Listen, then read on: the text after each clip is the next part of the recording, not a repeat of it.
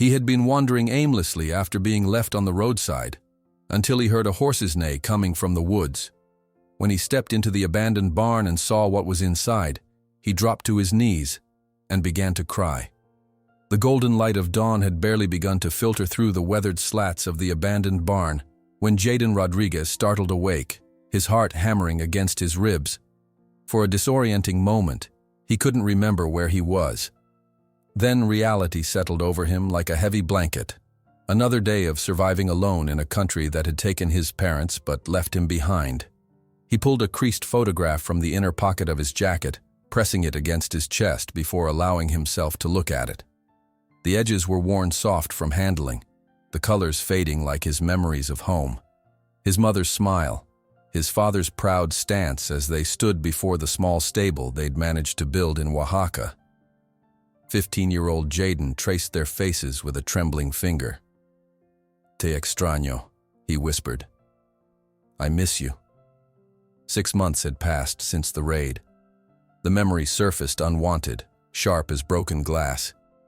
He'd been mucking out stalls at the Carson farm where his parents worked when the shouts began. Peering through a gap in the wooden walls, he'd watched immigration officers swarm the property. His father had locked eyes with him through that same gap, making a quick, subtle gesture for him to stay hidden. The silent command had saved him from deportation, but condemned him to this half-existence. Invisible, alone, afraid. Jayden tucked the photo away and gathered his few possessions into his backpack. He couldn't stay in one place too long. People asked questions, and questions led to authorities, and authorities led to foster care or deportation. Neither option seemed survivable. The morning air bit at his face as he slipped out of the barn and onto the rural road that wound through the Kentucky countryside. Lexington's famous horse farms stretched in every direction, the rolling fields divided by pristine white fences that marked territory as surely as any border wall. Places where people like him were welcome to work in the shadows, but never belong. By midday, Jayden had found work at the Miller farm, a modest operation where the owner needed help repairing fence posts damaged in the previous night's storm. Mr. Miller was the type who paid cash and didn't ask for papers. Not out of kindness, Jayden suspected, but because it meant he could pay less. $20 for the day, Miller said, handing over crumpled bills when the work was done. "You did good, kid." The amount was less than half what the job was worth, but Jayden pocketed it without complaint. Money meant food, and arguing meant potential attention. As he walked along the roadside toward town, movement in the tall grass caught his eye. A tiny form lay trembling in the ditch. A baby rabbit, its leg bent at an unnatural angle. Without hesitation, Jayden knelt beside it. "Hey, pequeño," he murmured, gently scooping the creature into his palms. The rabbit's heart fluttered frantically against his fingers, its terror palpable. Something shifted inside Jayden, a feeling his grandmother had described many times. El don, she called it, the gift. The ability to sense an animal's pain and fear as if it were his own. He closed his eyes, holding the rabbit close to his chest, breathing slowly and deliberately. "No tengas miedo," he whispered. "Don't be afraid." He focused on projecting calm, the way his abuela had taught him. "I won't hurt you." Gradually, the rabbit's trembling subsided. Its heartbeat slowed from terrified flutter to steady rhythm. Jayden carefully examined the injured leg, finding it twisted but not broken. With practiced gentleness, he manipulated the limb back into proper alignment. The rabbit remained unnaturally still, as if understanding his intention to help. After fashioning a small splint from twigs and a strip torn from his already frayed t-shirt, Jayden created a nest of grass in a protected spot beneath a bush. He placed the rabbit there, leaving a few wild strawberries nearby. "Be more careful next time," he said, a ghost of a smile crossing his face. As evening approached, Jayden wandered toward the outskirts of town. His stomach growled, reminding him that $20 needed to last as long as possible. He'd buy something cheap from the gas station later. For now, he followed the familiar dirt path that led to a secluded creek where he could wash up without being seen. That's when he heard it. A distant sound carried on the evening breeze. A horse's whinny, but unlike any he'd ever heard. Not the ordinary call of a horse to its companions, or the excited nickering at feeding time. This was a sound of pure anguish, of desperation so acute it seemed to pierce the gathering dusk like a physical thing.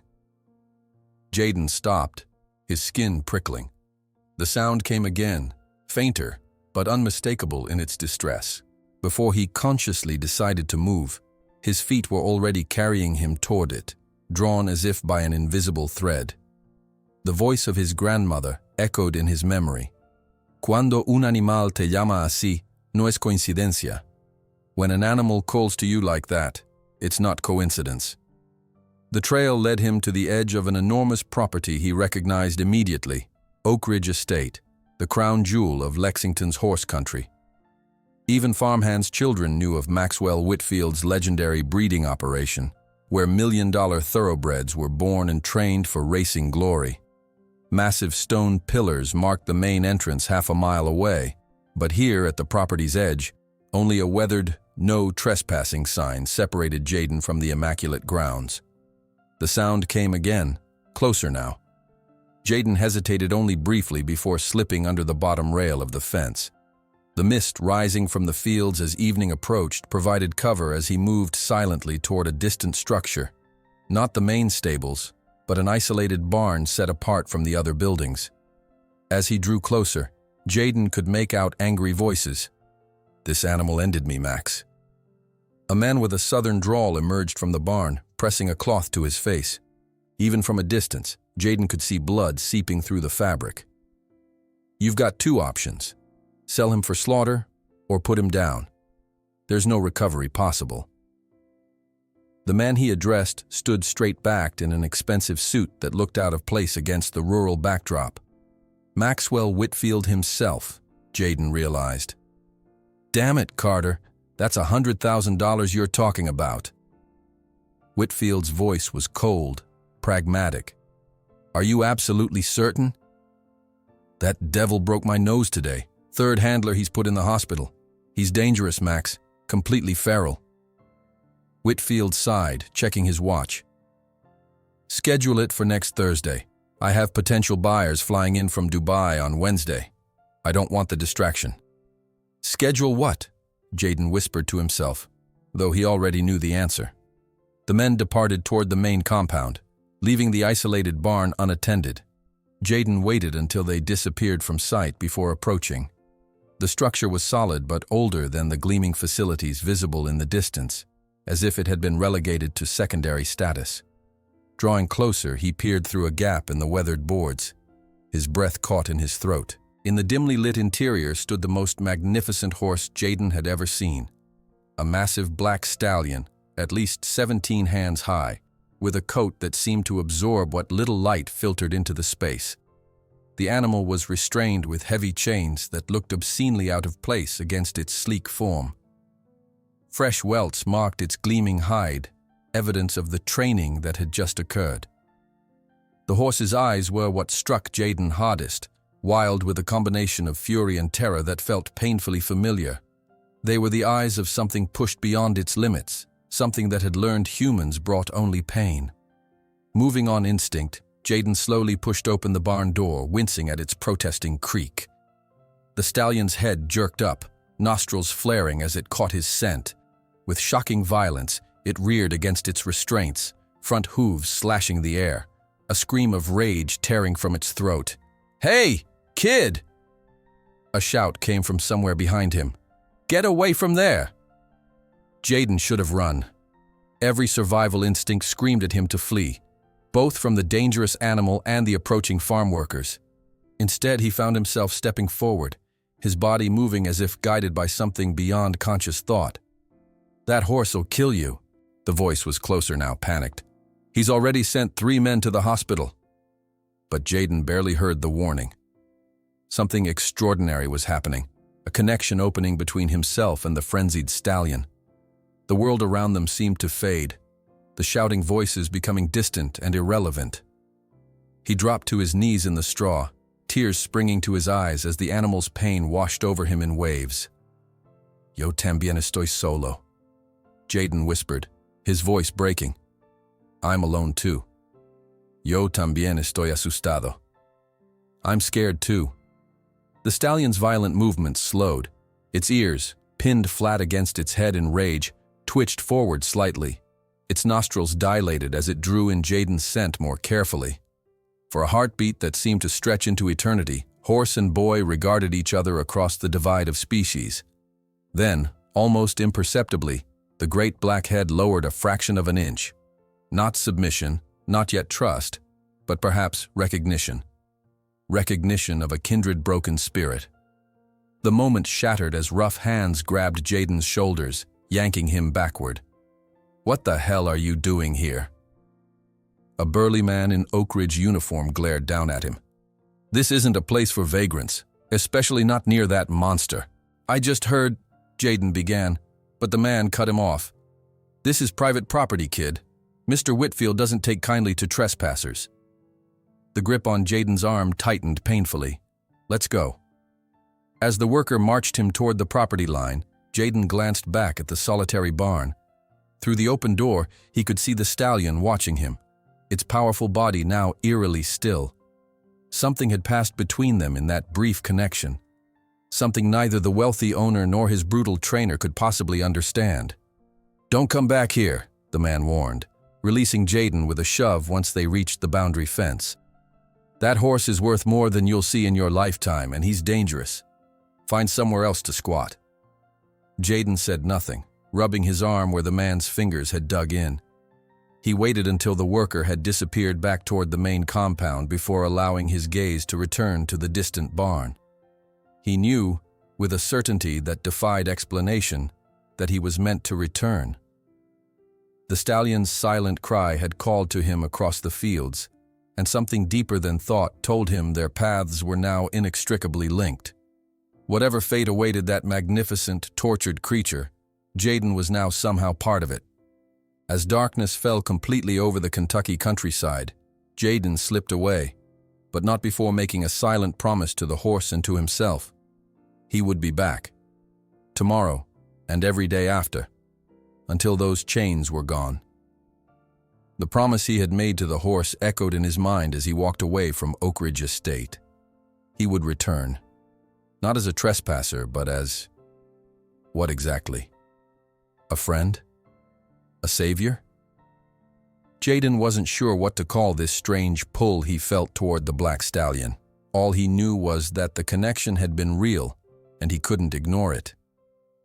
Jaden spent that night in an abandoned tool shed at the edge of a fallow field, his sleep fitful and shallow. In his dreams, he saw the stallion's wild eyes, felt its terror and rage as if they were his own. He woke before dawn, his decision already made.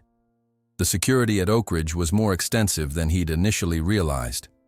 For nearly an hour, Jaden crouched in the shadows of a maple grove bordering the property, watching the patterns of the guards.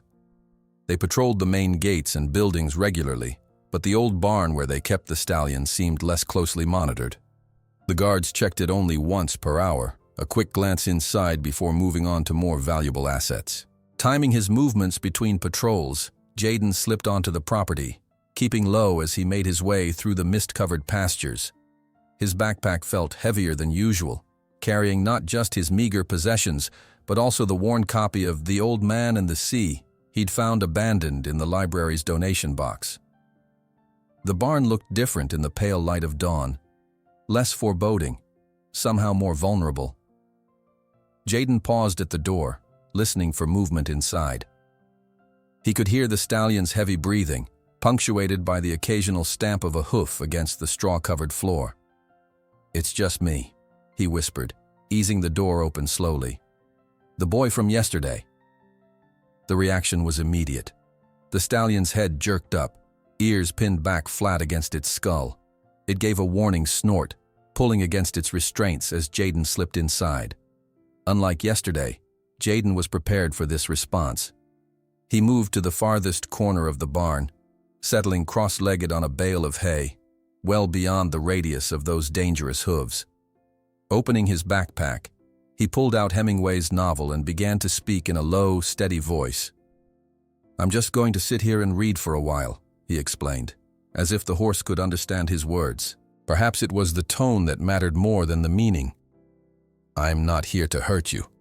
No one's going to hurt you while I'm here." The stallion remained tense, eyes fixed on the intruder, but the violent response gradually subsided to wary vigilance. Jayden opened the book to the first page and began to read aloud, his voice barely above a whisper. He was an old man who fished alone in a skiff in the Gulf Stream, and he had gone 84 days now without taking a fish. For nearly an hour, Jayden read steadily, pausing occasionally to glance at the stallion. The great black horse had stopped actively pulling against its restraints, though it remained standing, alert and watchful. It was progress of a sort. As the light strengthened outside, Jayden reluctantly closed the book. "I have to go before someone finds me," he explained, "but I'll come back tomorrow." The next morning he returned before dawn with his small bamboo flute tucked safely in his pocket. It had been his grandfather's, one of the few possessions he'd managed to keep when his family crossed the border years ago. The instrument was simple, just 5 finger holes carved into a length of bamboo. But in his grandfather's hands, it had created magic. Animals that were nervous or ill would grow calm at the sound of his playing. This time, the stallion's reaction to Jayden's entrance was slightly less violent. Its ears still flattened against its skull, but it didn't immediately pull against the chains. "Buenos dias," Jayden murmured, settling into what was becoming his spot in the corner. "I brought something different today." He pulled out the flute and began to play a simple melody his grandfather had taught him. A lullaby from the mountains of Oaxaca, where his family had raised horses for generations before drought and poverty drove them north. The notes hung in the dusty air of the barn, plaintive and pure. The stallion's reaction was subtle, but unmistakable. Its breathing slowed. One ear flickered forward, then back, then forward again, listening. Jayden continued playing, moving through the songs he remembered, never making sudden movements or attempting to approach. Day after day, Jayden returned to the barn, finding ways to slip past security, learning their schedules and blind spots. Some mornings he read, others he played the flute. Occasionally, he simply sat in silence, respecting the stallion's space while remaining steadfastly present. "My grandmother would say you're not really wild," he told the horse on the 5th day, speaking in the mixture of Spanish and English that felt most natural.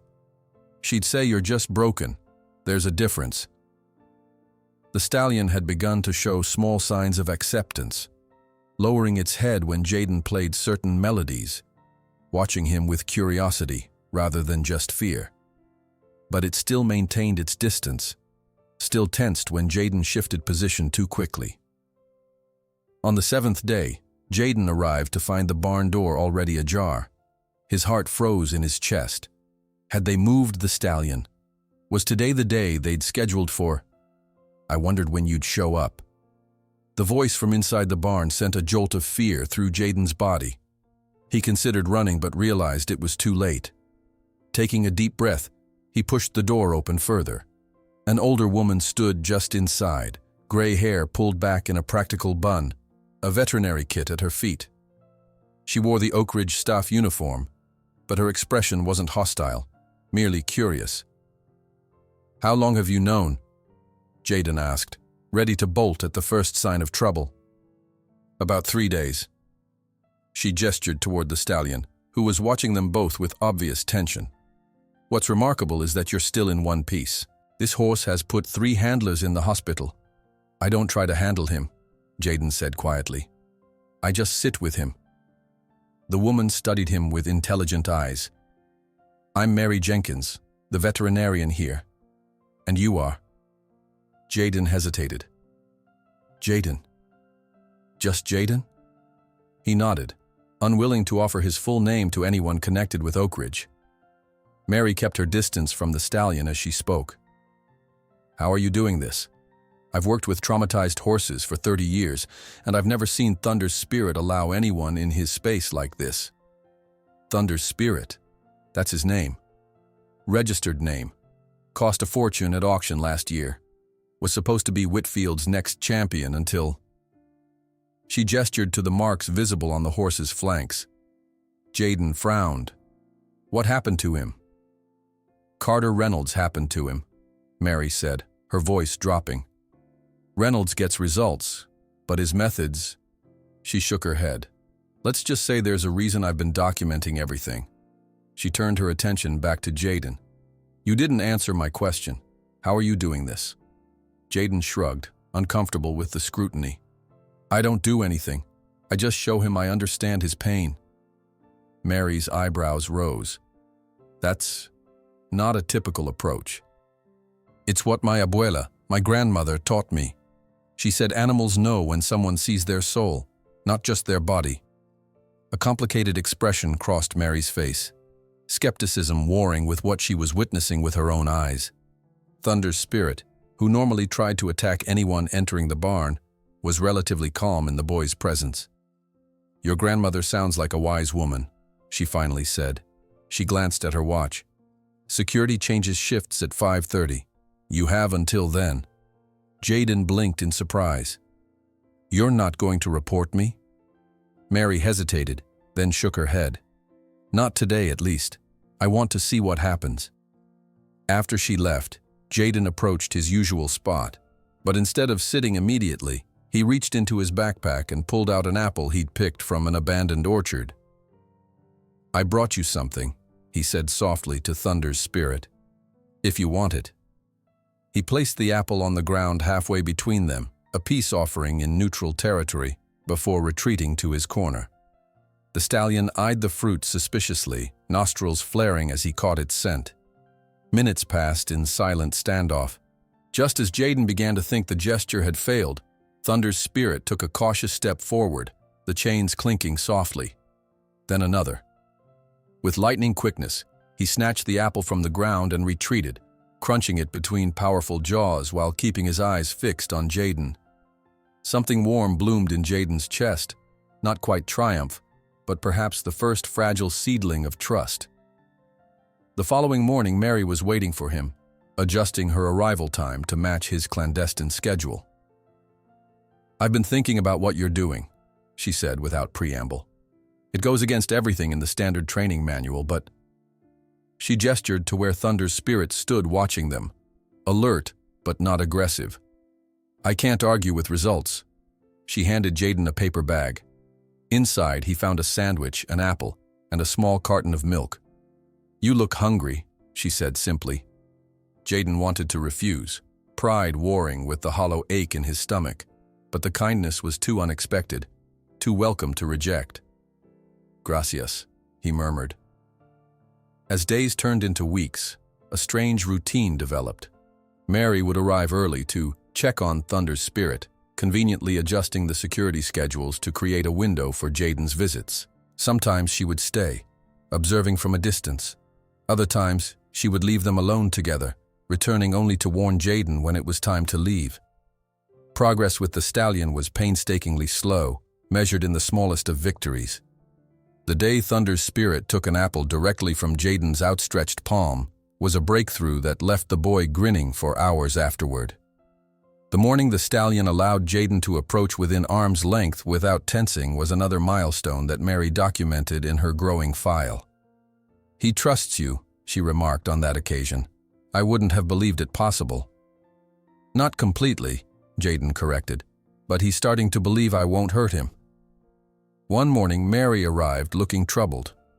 Whitfield knows, she said without preamble. One of the grooms mentioned seeing a Mexican kid sneaking around the property. He's furious. Jayden's stomach dropped. What will happen? He's instructed security to keep an eye out for you. She hesitated. Jayden, there's something else you should know. Thunder's spirit has a problem. An infection in his front hoof that I can't treat properly because no one can get close enough. Jayden examined the stallion from a distance and noticed for the first time the slight favor he gave to his right foreleg. What kind of infection? Looks like he picked up a thorn or something similar. It's embedded deep and the area is inflamed. I'd normally sedate him for the procedure, but with his temperament and history… Let me try, Jayden said. Mary looked doubtful. It will hurt. He might react violently. Let me try, he repeated with quiet confidence. That afternoon, after Mary had cleared the area of other staff, Jayden sat beside Thunder's spirit for nearly an hour, playing his flute and speaking softly in Spanish.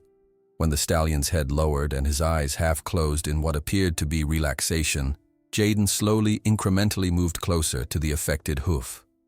"Esto va a doler un poco," he murmured. "This will hurt a little, but I'll be as gentle as I can." With careful movements, Jayden lifted the massive hoof, cradling it between his knees the way his father had taught him. Thunder's spirit tensed, but didn't pull away. Using tweezers Mary had provided, Jayden located the thorn, a vicious splinter of wood buried deep in the sensitive frog of the hoof. Drawing on everything his grandmother had taught him about projecting calm, he extracted the splinter in one swift, decisive movement. The stallion jerked but didn't kick. Jayden quickly applied the antibiotic ointment Mary had prepared, then released the hoof and stepped back, heart pounding. From the doorway where she'd been watching, Mary let out a breath she hadn't realized she was holding. "In 20 years at this farm, I've never seen anything like that." Later that week, as Jayden approached the barn for his morning visit, he found his path blocked by Maxwell Whitfield himself, flanked by 2 security guards. "So you're the trespasser," Whitfield said, his voice cold with authority. "The one who's been interfering with my horse." Jayden froze, instincts screaming at him to run. But concern for Thunder's spirit kept him rooted to the spot. Thunder's spirit is private property valued at over $100,000, not a pet for some street kid to play with, Whitfield continued, contempt evident in every syllable. "Come back here again, and I'll call immigration authorities." The threat hit Jayden like a physical blow. Being caught would mean deportation or, at best, years in the foster system. He backed away slowly, saying nothing, his eyes darting toward the barn where he knew Thunder's spirit was waiting for their morning ritual. That evening, despite the explicit threat, Jayden found himself drawn back to Oak Ridge. The risk was tremendous, but something stronger than fear pulled him toward the isolated barn. When he slipped inside, Thunder's spirit greeted him with a soft nickering sound, the first vocal welcome the stallion had offered. Mary, arriving to check on the infection, found Jayden already there, the stallion's massive head lowered to accept an apple from the boy's palm. She watched in amazement as Thunder's spirit, the horse everyone had declared dangerous and untrainable, gently lipped the fruit from Jayden's hand like any well-mannered stable pony. "This changes everything," Mary whispered, more to herself than to the boy. "And Maxwell Whitfield is going to hate every second of it." "This changes everything," Mary whispered, more to herself than to the boy. "And Maxwell Whitfield is going to hate every second of it." Word of the mysterious Mexican boy who could approach Thunder's spirit spread through Oak Ridge Estate like wildfire. Stable hands watched from a distance as Jayden entered the isolated barn each morning, their whispers creating a ripple effect that eventually reached beyond the pristine white fences of the property. 3 days after Maxwell Whitfield's threat, Carter Reynolds cornered Mary Jenkins between the main stable and the feed storage. His face, still bruised from his last encounter with Thunder's spirit, twisted with contempt. "That kid is going to get himself killed, and you'll be responsible," he said, blocking her path. "What happens when that devil horse decides playtime is over?" Mary met his gaze steadily. "What happens when Mr. Whitfield discovers your training methods are what turned a champion prospect into a devil horse in the first place?" Reynolds' eyes narrowed. "You're treading dangerous ground, Jenkins." "So are you," she replied coolly, brushing past him. That same afternoon, during a luncheon at the Kentucky Thoroughbred Association, a fellow breeder leaned toward Maxwell Whitfield with a curious expression. "Heard you've got some kind of horse whisperer working miracles at your place, Max. Some Mexican kid?" Whitfield's fork paused halfway to his mouth. "What are you talking about, George?" "My head groom's cousin works at your south pasture. Says there's a boy who can handle that black stallion everyone's afraid of. The one Reynolds couldn't break." Whitfield's expression darkened as he set down his utensils with deliberate precision. "Excuse me," he said, already reaching for his phone. Back at Oak Ridge, Jayden was unaware of the gathering storm. He sat cross-legged in the straw, sketching Thunder's spirit in a small notebook he'd found discarded behind the town's dollar store.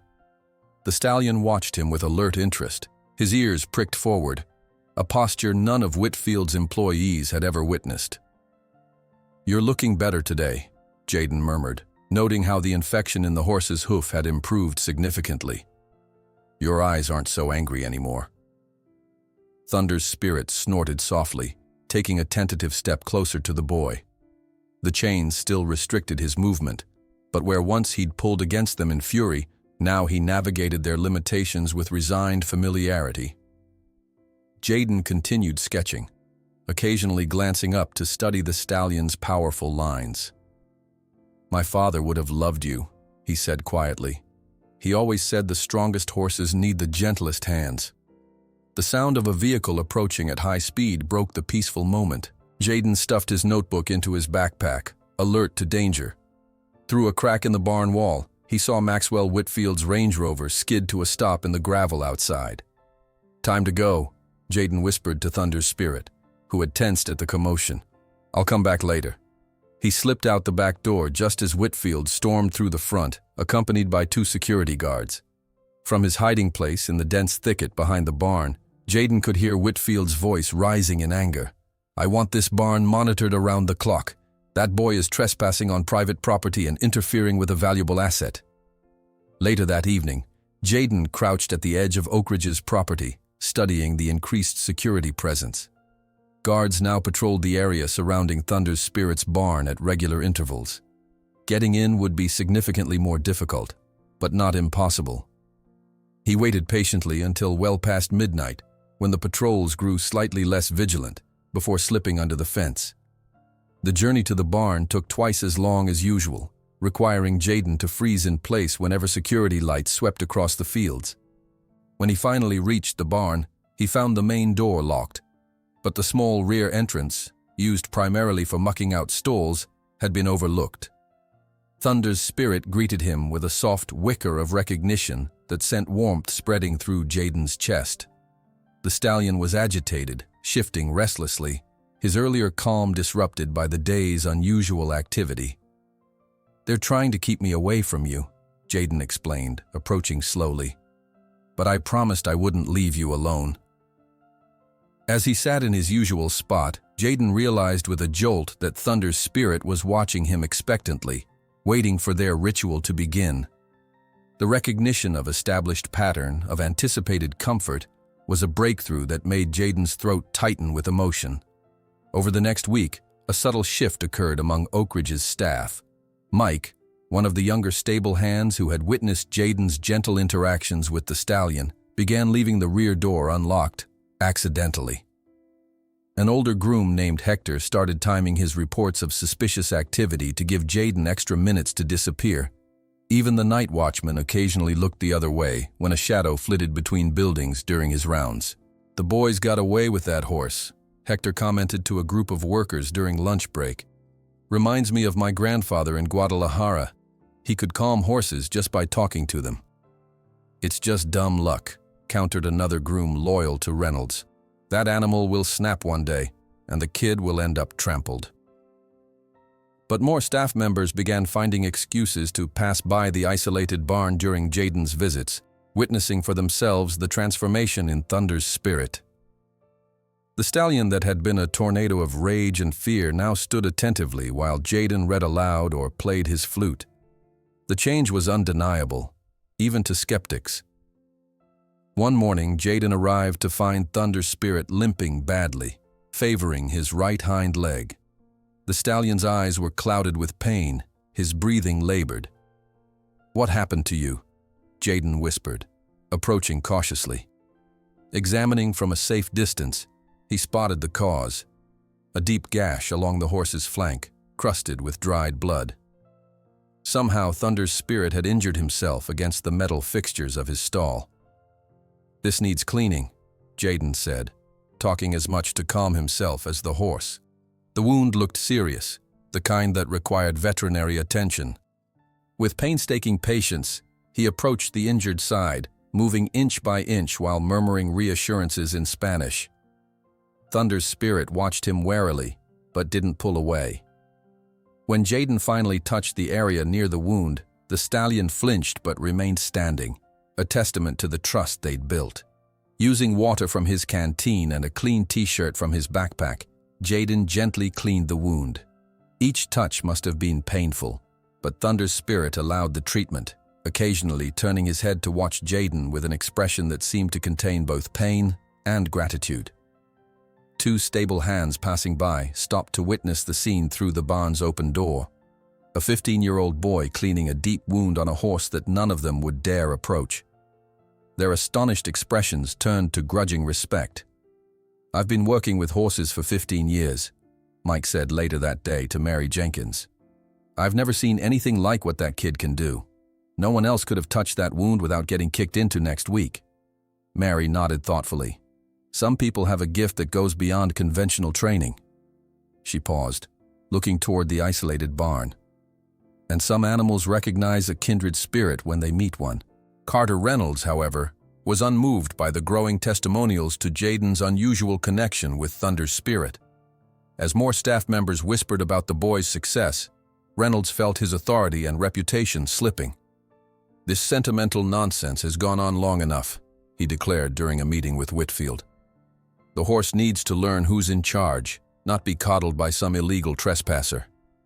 Whitfield frowned, conflicted. The deadline for Thunder's spirit's scheduled euthanasia had passed, postponed indefinitely as reports of improvement continued to reach him. While the financial pragmatist in him resented the investment loss, another part, perhaps influenced by the growing sentiment among his staff, was curious about the boy who had accomplished what his highly paid trainer could not.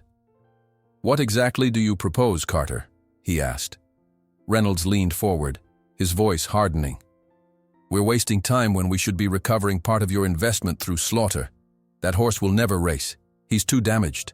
At least his meat would bring something."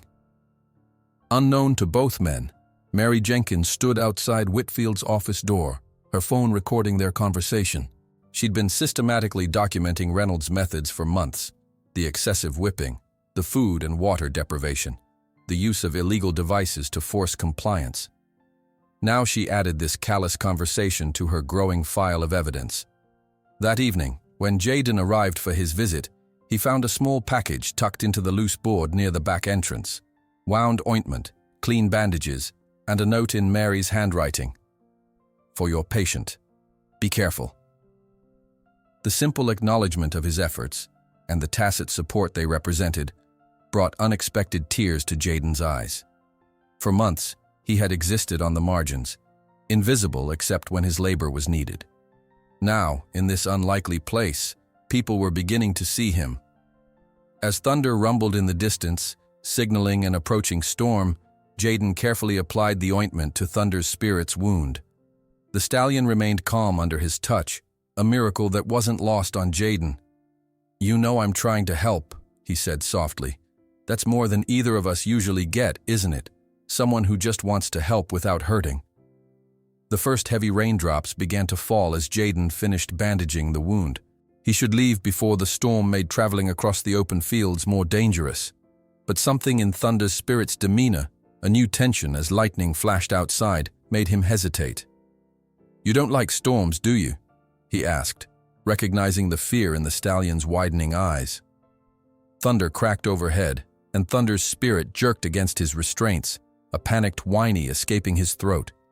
Jayden made a quick decision, settling back into the straw despite the risk of discovery. "I'll stay until it passes," he promised, pulling out his flute.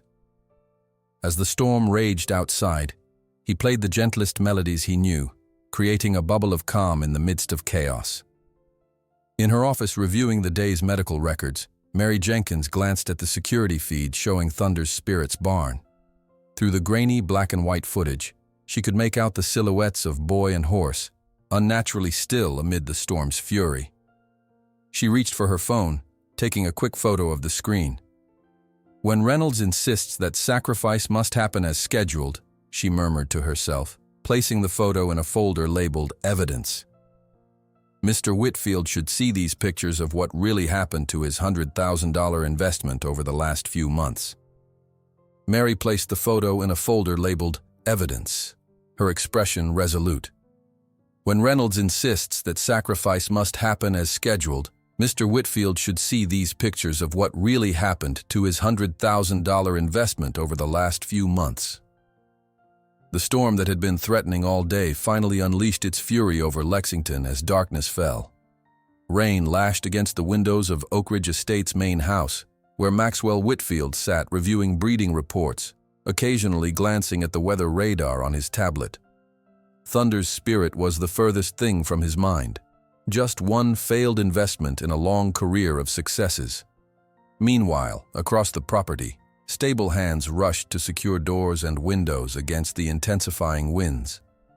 Horses throughout the main barns nickered nervously as lightning flashed, but experienced grooms moved efficiently among them, offering reassuring touches and soothing words. No one approached Thunder's Spirit's isolated barn. "Not going in there during a storm?" muttered one worker to another.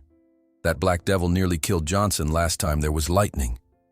Inside the solitary structure, Thunder's Spirit grew increasingly agitated as the storm gathered strength. His massive body trembled, sweat darkening his ebony coat despite the cool air. Each lightning flash triggered memories of pain, the metal rod Reynolds had used to teach respect, the chains that had cut into his flesh when he'd panicked during previous storms. The stallion's breathing became labored, his eyes rolling white with terror. He began pulling against his restraints with renewed desperation, reopening the wound on his flank that Jaden had so carefully cleaned. Across the fields, huddled beneath the inadequate shelter of a maintenance shed, Jaden listened to the storm's fury and thought of Thunder's Spirit alone in his barn. The rain had caught him halfway back to town, and common sense had driven him to seek immediate refuge rather than attempt the long walk in such dangerous conditions. But as the minutes stretched into hours with no sign of the storm abating, a different kind of logic, one driven by compassion rather than self-preservation, began to take hold.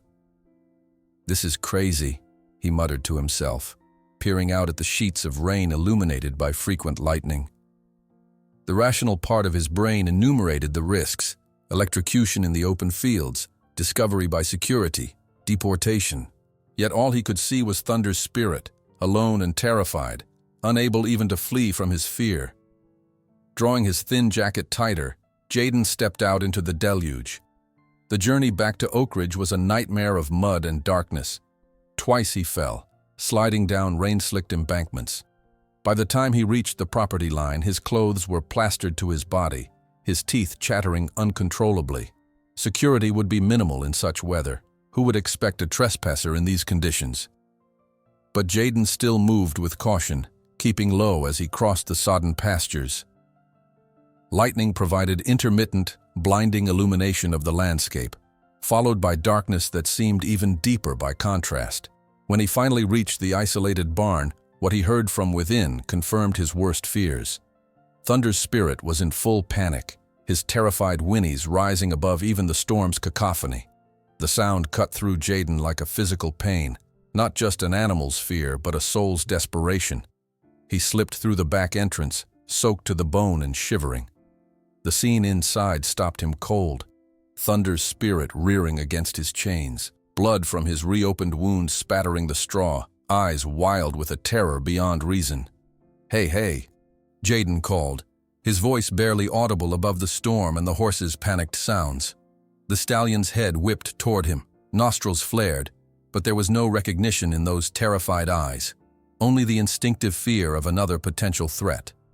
Jaden remained by the door, understanding that approaching would only escalate the situation. Instead, he slid down to sit on the straw-covered floor, water pooling around him from his drenched clothes. "Estoy aquí, amigo," he said, keeping his voice low and steady despite his chattering teeth. "I'm here, friend. No estás solo. You're not alone." For several minutes, he simply remained still, letting Thunder's Spirit acknowledge his presence. Gradually, the stallion's frantic movements began to slow, though his sides still heaved with exertion and fear. When the next thunderclap shook the barn, Thunder's Spirit jerked violently, but Jaden began to sing, a lullaby his mother had sung during stormy nights when he was small.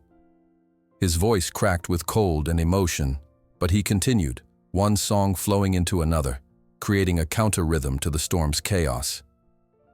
Mi abuela always said storms are just the sky having big feelings, Jaden explained between songs, as if they were having a normal conversation. Like when you get so angry or scared that you have to move your whole body, the sky is just letting out its feelings. Thunder's spirit's ears flickered toward Jaden's voice, latching onto the steady human sound amid the storm's unpredictable assault. His breathing began to slow, though his body remained tense, ready to flee from a threat he couldn't escape. When I first came to Kentucky, Jaden continued, I was scared of everything. New language, new people who looked at me like I didn't belong. He pulled his wet jacket tighter.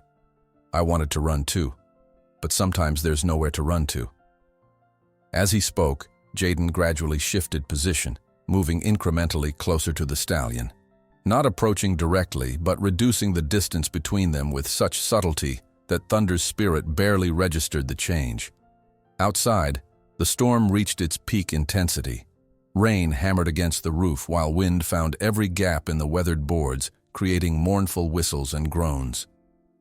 When a particularly violent thunderclap shook the structure, Thunder's spirit reared again, pulling against the chains with renewed panic. Jaden continued talking, his voice a lifeline of consistency in the chaos. I know you're scared. It's okay to be scared, but I won't let anything happen to you. Te lo prometo. I promise you. As the hours passed, a remarkable transformation began to unfold. Thunder's spirit's panic attacks became less frequent, less intense. The stallion began to look to Jaden when lightning flashed, as if gauging the boy's reaction to determine the appropriate level of fear.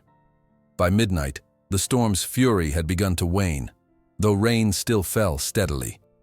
Jaden, exhausted and chilled to the bone, had ended up sitting directly on the straw-covered floor, his back against a support beam. Despite his discomfort, he continued his one-sided conversation, sharing stories of Mexico, of his grandmother's wisdom, of his parents' gentle way with horses. They would have loved you, he told Thunder's spirit, his voice hoarse from hours of talking. Mi padre would have said you have the eyes of a king. Whether it was exhaustion or the gradual building of trust, something extraordinary happened in the storm's aftermath. Thunder's spirit, the horse deemed too dangerous for human approach, took several deliberate steps toward Jaden. With the chains limiting his movement, he could only come so close, but the intention was clear. Está bien, Jaden whispered, hardly daring to move. It's okay. The stallion lowered his massive head, nostrils flaring as he took in Jaden's scent. For a moment that seemed suspended in time. Boy and horse regarded each other at close range, one shivering with cold, the other still trembling with the after-effects of fear. Then, in a gesture that brought unexpected tears to Jaden's eyes, Thunder's spirit extended his neck as far as his restraints would allow and gently blew warm air against Jaden's face, the equine equivalent of a greeting, of acknowledgement. Gracias, Jaden whispered, understanding the profound trust this simple action represented from an animal that had known only betrayal from humans. Exhaustion eventually claimed them both. Jaden, unable to fight his heavy eyelids any longer, curled up in the clean straw, his backpack as a pillow.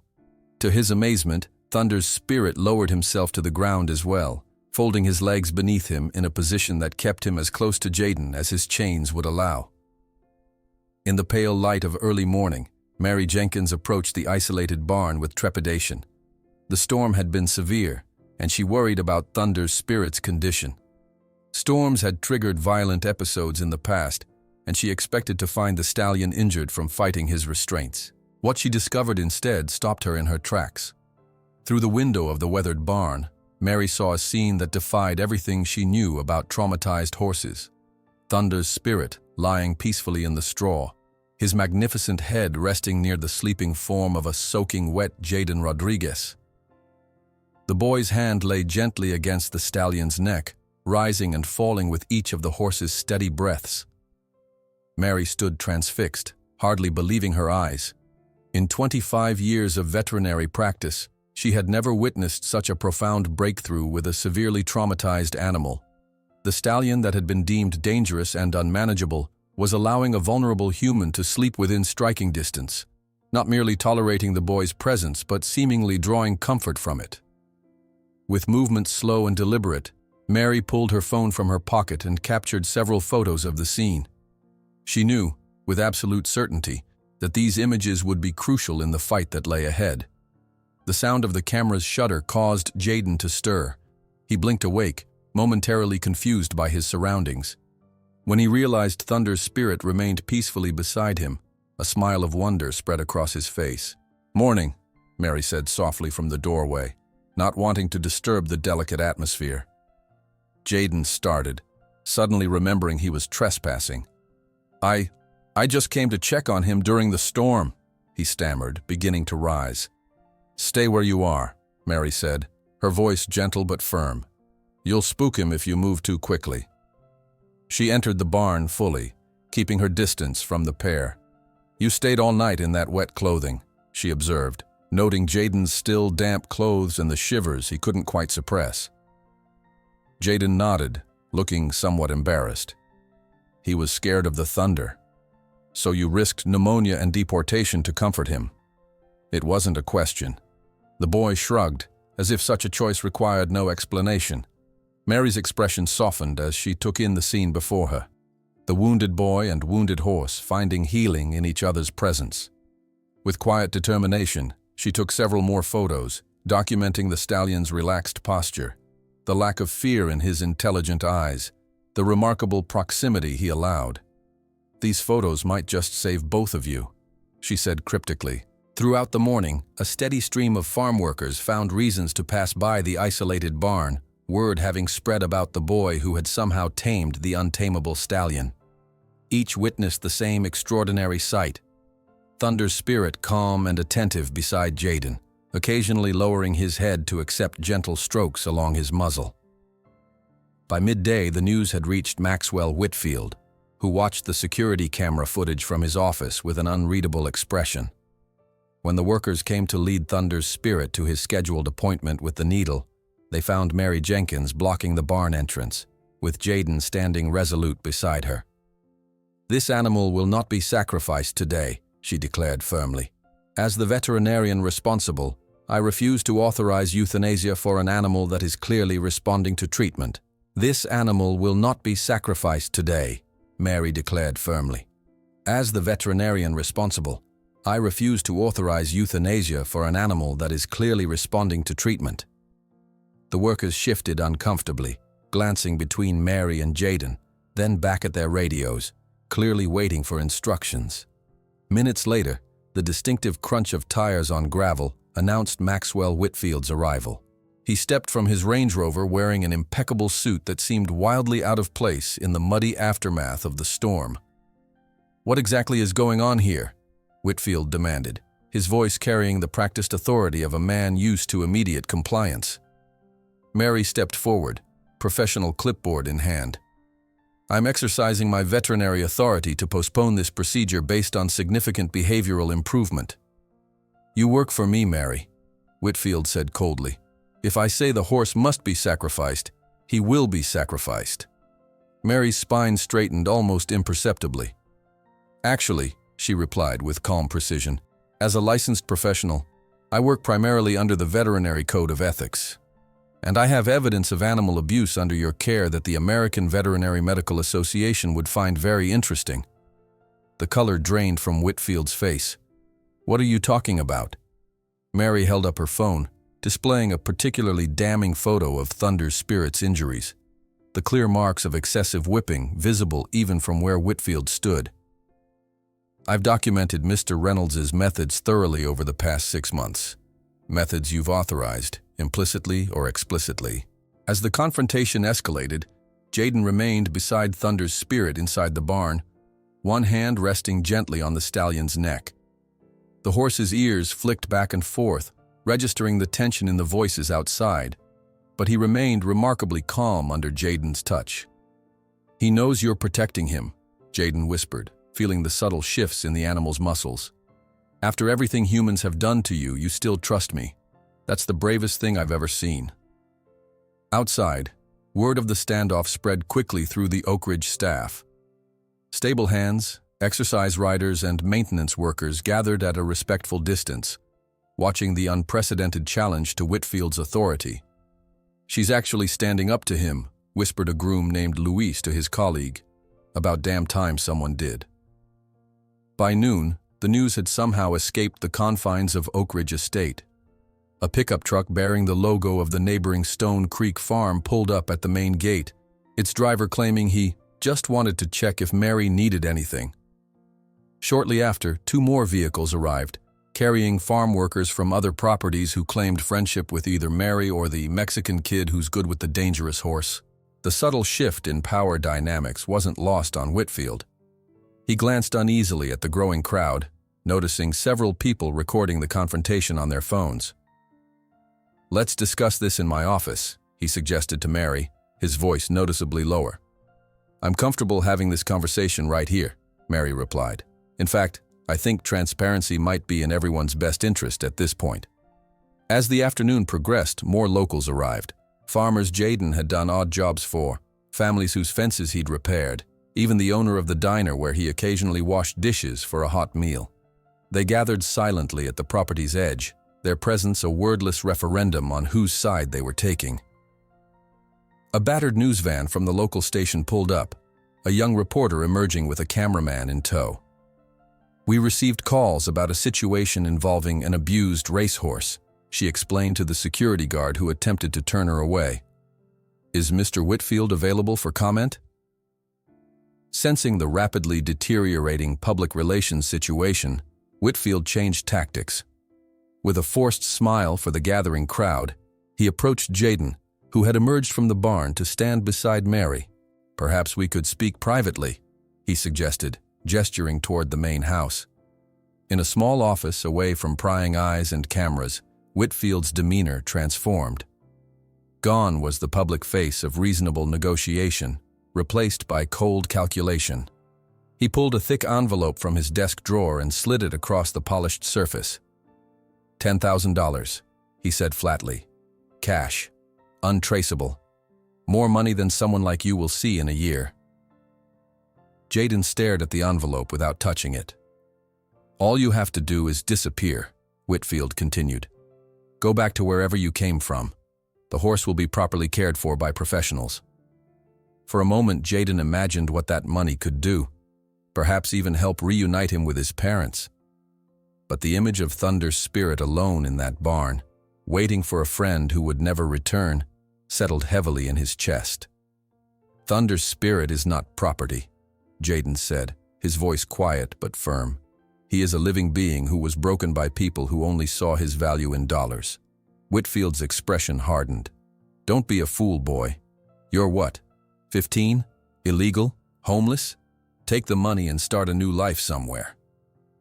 "I already promised him I wouldn't leave him alone," Jaden replied simply, turning toward the door.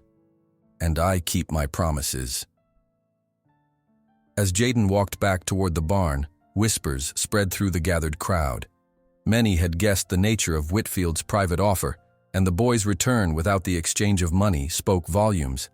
Carter Reynolds, watching from the shadows of the main stable, saw his control of the situation slipping away. Years of reputation building, of being known as the trainer who could break any horse, were being undermined by a homeless immigrant kid with no formal training. With rising fury, Reynolds grabbed a training whip from the tack room and strode purposefully toward Thunder's Spirit's barn. "I'll show everyone that the old method still works," he muttered to himself. One way or another. The crowd parted instinctively before Reynolds' purposeful stride, the whip in his hand sending a clear message about his intentions. Jaden, seeing him approach, stepped protectively in front of the barn door.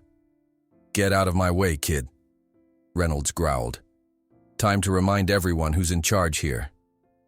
Jaden stood his ground, though his heart hammered against his ribs. "He's not yours to hurt anymore." Reynolds raised the whip, whether to strike Jaden or merely to threaten him wasn't clear. What happened next would be captured on dozens of cell phones and become the defining moment of the confrontation. Thunder's Spirit, hearing Reynolds' voice and seeing the raised whip, let out a piercing whinny. With strength born of protective fury, he reared up, pulling against the restraints that had held him for months. The metal fixtures, weakened from the previous night's struggle during the storm, finally gave way. The crowd gasped collectively as the massive black stallion burst from the barn, mane flying, muscles rippling under his gleaming coat. Reynolds stumbled backward, falling to the ground in his haste to escape the animal he had tortured for months. But instead of the attack everyone anticipated, Thunder's spirit positioned himself between Jaden and Reynolds, his powerful body forming a living barrier. The stallion stood with head high, ears pinned back, every line of his body communicating a clear message. To reach the boy, you must go through me first. The moment stretched into tense silence. Reynolds remained frozen on the ground, the whip fallen from his slack fingers. Whitfield watched from a safe distance, his expression unreadable. Mary Jenkins slowly raised her phone, capturing the extraordinary scene.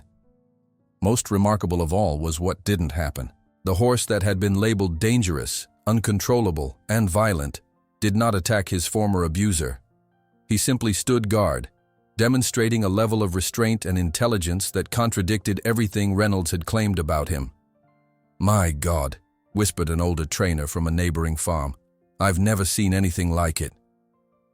Someone in the crowd began to clap, the sound spreading until applause filled the air, not just for the horse's dramatic appearance, but for what the scene represented: the powerful protecting the vulnerable, the abused becoming the defender.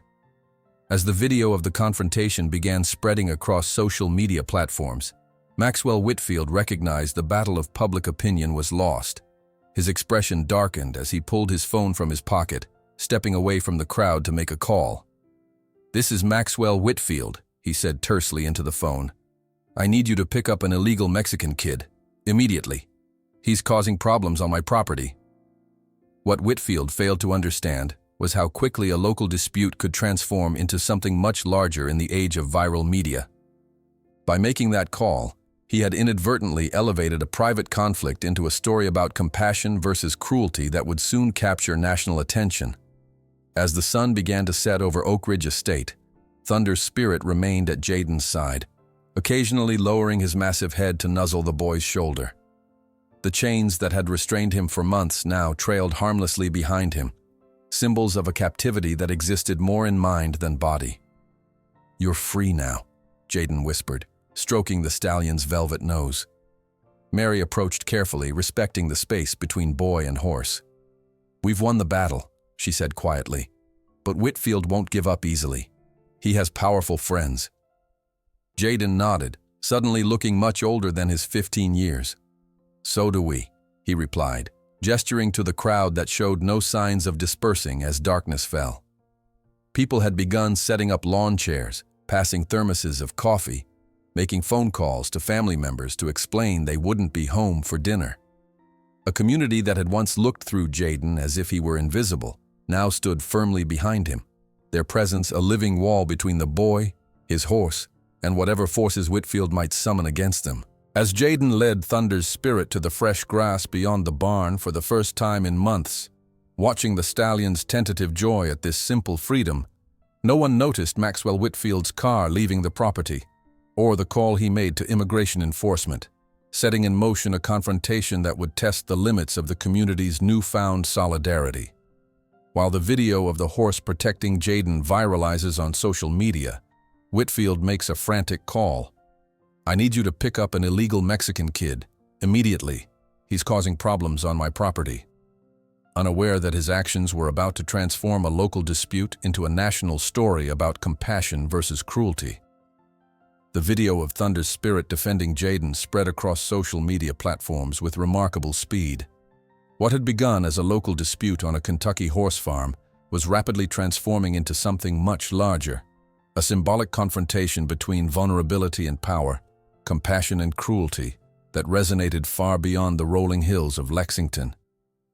Dawn broke over Oak Ridge Estate with unusual activity. 2 unmarked government vehicles pulled through the main gates, their occupants dressed in the unmistakable uniforms of immigration and customs enforcement. They parked with clinical precision near the isolated barn where Jaden had spent the night beside Thunder's spirit. unwilling to leave the stallion alone after their breakthrough. Target is a male juvenile, approximately 15 years old, Hispanic, believed to be undocumented. The lead agent briefed his team, studying a photograph Maxwell Whitfield had provided. Approach with caution. Situation involves a dangerous animal. What the agents hadn't anticipated was the reception awaiting them at the barn. As they approached with purposeful strides, they found their path blocked by an unexpected sight. Dozens of local residents forming a human chain around the structure. Farmers in mud-stained overalls stood shoulder to shoulder with store owners in pressed shirts. Retired teachers linked arms with stable hands, creating a physical barrier of community solidarity. "What's going on here?" demanded the lead agent, badge held high. "We're protecting one of our own," replied an elderly woman who ran the local hardware store where Jaden had occasionally swept floors for a few dollars. "That one of your own is in this country illegally," the agent countered, trying to maintain authority despite his obvious surprise at the scene. "That boy has shown more character and integrity than most folks born here," called out a voice from the back of the crowd. Sheriff Tom Jenkins pushed his way forward, his department vehicle parked conspicuously beside the protesters' cars. "Sheriff," the ICE agent acknowledged with a curt nod. "We have jurisdiction here. Federal trumps local." Sheriff Jenkins removed his hat, wiping sweat from his brow with deliberate slowness. "Funny thing about jurisdiction," he drawled. "Gets mighty complicated when you're standing on private property without a specific warrant for this address." "We have authorization from Maxwell Whitfield, I'm guessing," the sheriff interrupted. "Man doesn't own the whole county, though he sometimes forgets that detail." Inside the barn, Jaden listened to the confrontation with growing terror. Every instinct told him to run, to hide, to disappear as he'd been doing for months. But Thunder's spirit's warm breath against his neck anchored him to the spot. The stallion seemed to sense his fear, standing protectively close, ears flicking nervously toward the voices outside. "They've come for me," Jaden whispered, burying his face in the horse's mane. "Just like they came for my parents." Thunder's spirit shifted his weight, positioning his body between Jaden and the barn door, the same protective stance he'd taken against Reynolds. The animal's intuitive understanding of threat and protection transcended species barriers, born from his own experiences of vulnerability. Outside, the standoff continued to escalate.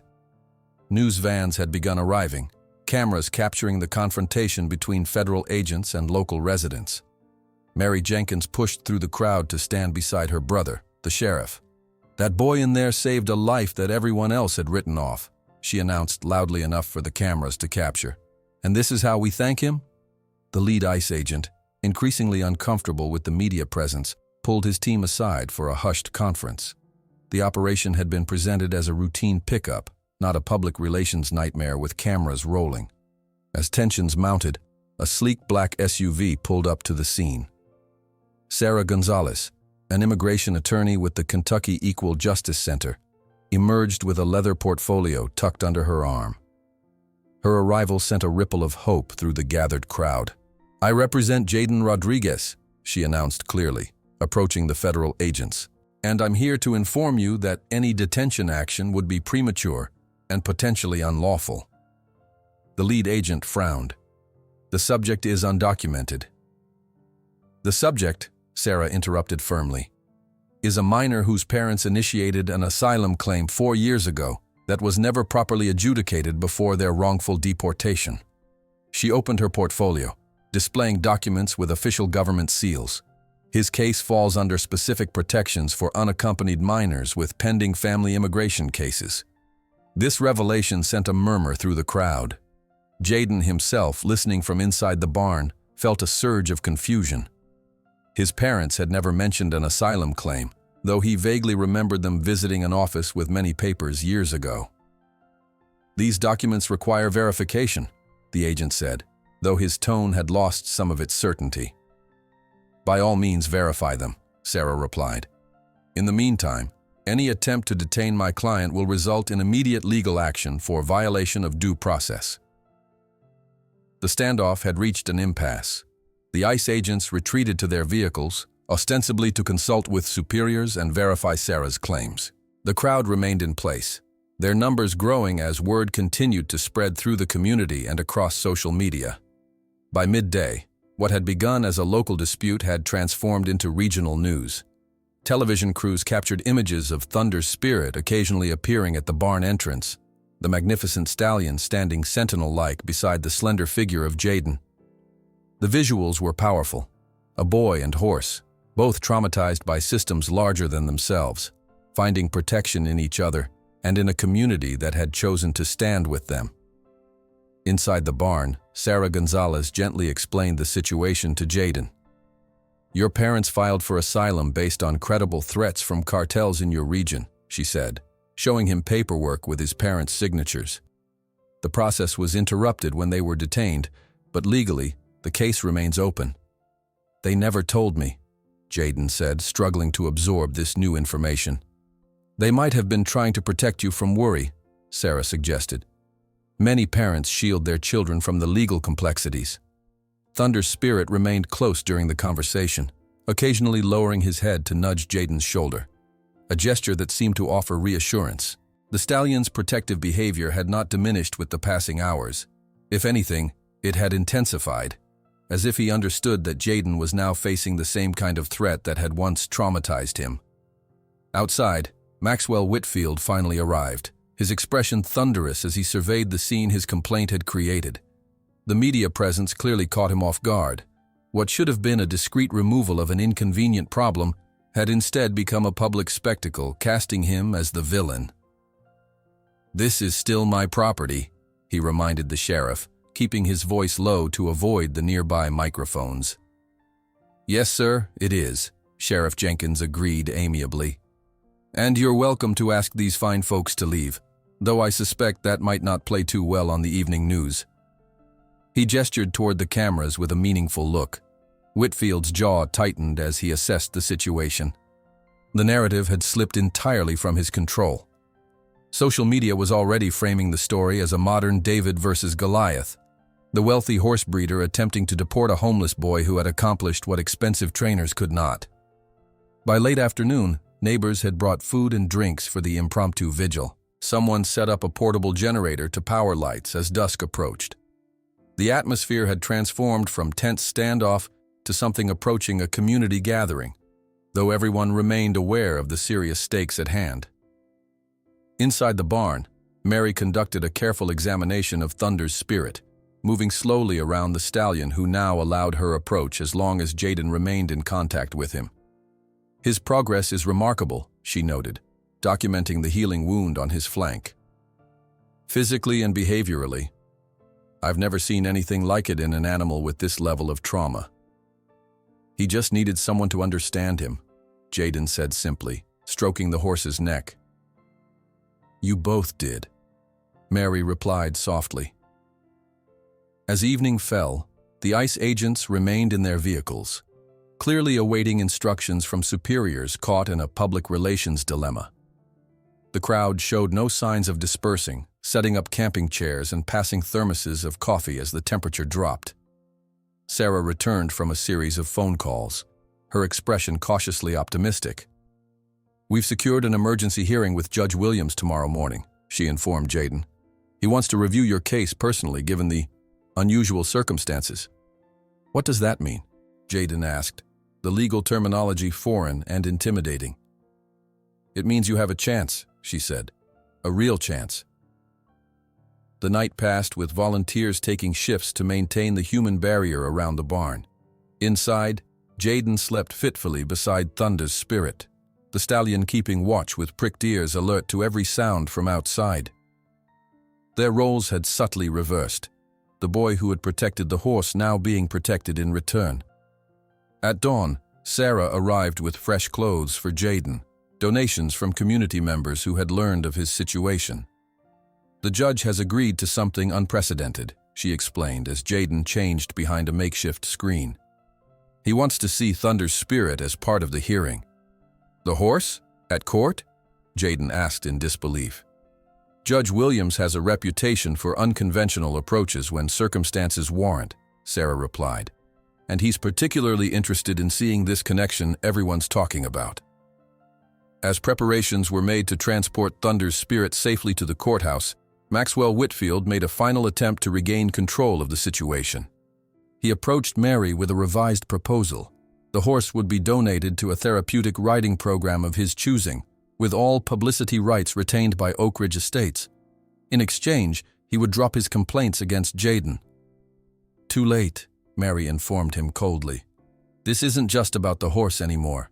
It's about recognizing that some connections transcend ownership." By mid-morning, an extraordinary procession made its way toward the Fayette County Courthouse. Thunder's spirit in a specially arranged trailer, Jaden riding in Sarah's car, and dozens of community members following in a convoy of support. News helicopters circled overhead, capturing footage that would feature on national broadcasts by evening. As they arrived at the courthouse, Jaden felt a surge of terror at the formality of the proceedings ahead. Thunder's spirit, sensing his anxiety even from the trailer, let out a resonant whinny that seemed to reach directly to the boy. "He's reminding you that you're not alone," Mary said, standing beside Jaden as the trailer door was prepared to open. Sheriff Jenkins approached, adjusting his uniform tie uncomfortably. "Judge Williams is ready," he announced. "And son, there's something else you should know." He cleared his throat. "I just got word that your story caught the attention of some folks in Washington. There's talk about reviewing cases like yours, families separated by deportation with pending asylum claims." Jaden froze, hardly daring to process the implication. "It's too early for promises," the sheriff cautioned, seeing hope dawn in the boy's eyes. "But sometimes, standing up for what's right creates ripples that reach farther than we expect." As the courthouse doors opened, Jaden straightened his borrowed shirt, took a deep breath, and prepared to face whatever came next. Behind him, Thunder's spirit emerged from the trailer, powerful and dignified despite his unfamiliar surroundings. Whatever the outcome, they would face it together, the boy without a country and the horse without a home, both finding in each other what the world had tried to deny them: recognition of their inherent worth. While Jaden signs the agreement ensuring Thunder's spirit's safety, Sarah, the immigration attorney, rushes into the room with an official document. "We found your parents' asylum process. It's incomplete, but it's enough to take your case to the county court. And I believe Judge Williams will want to see this connection between you and the horse for himself." The imposing facade of the Fayette County Courthouse loomed before Jaden, its classical columns and broad steps suddenly the most intimidating sight he had ever faced. Thunder's spirit, sensing his anxiety, pressed closer in the temporary paddock that had been hastily constructed behind the courthouse, an unprecedented accommodation ordered by Judge Williams himself. "Remember," Sarah whispered, straightening Jaden's borrowed tie, "just speak honestly. Your connection with Thunder's spirit speaks for itself." The courtroom was unlike anything Jaden had imagined. Polished wood gleamed under the harsh fluorescent lights, and every available seat was filled. He recognized faces from Oak Ridge, neighbors who had brought him occasional meals, and strangers drawn by the story that had now spread across Kentucky and beyond. Television cameras had been banned from the proceedings, but sketch artists sat poised with their pencils, ready to capture the unusual hearing for the evening news. Maxwell Whitfield sat at one table with his attorneys, his expression impassive but his eyes following Jaden's every move. Mary Jenkins occupied a seat directly behind Sarah and Jaden, her presence a reassuring anchor in the unfamiliar environment.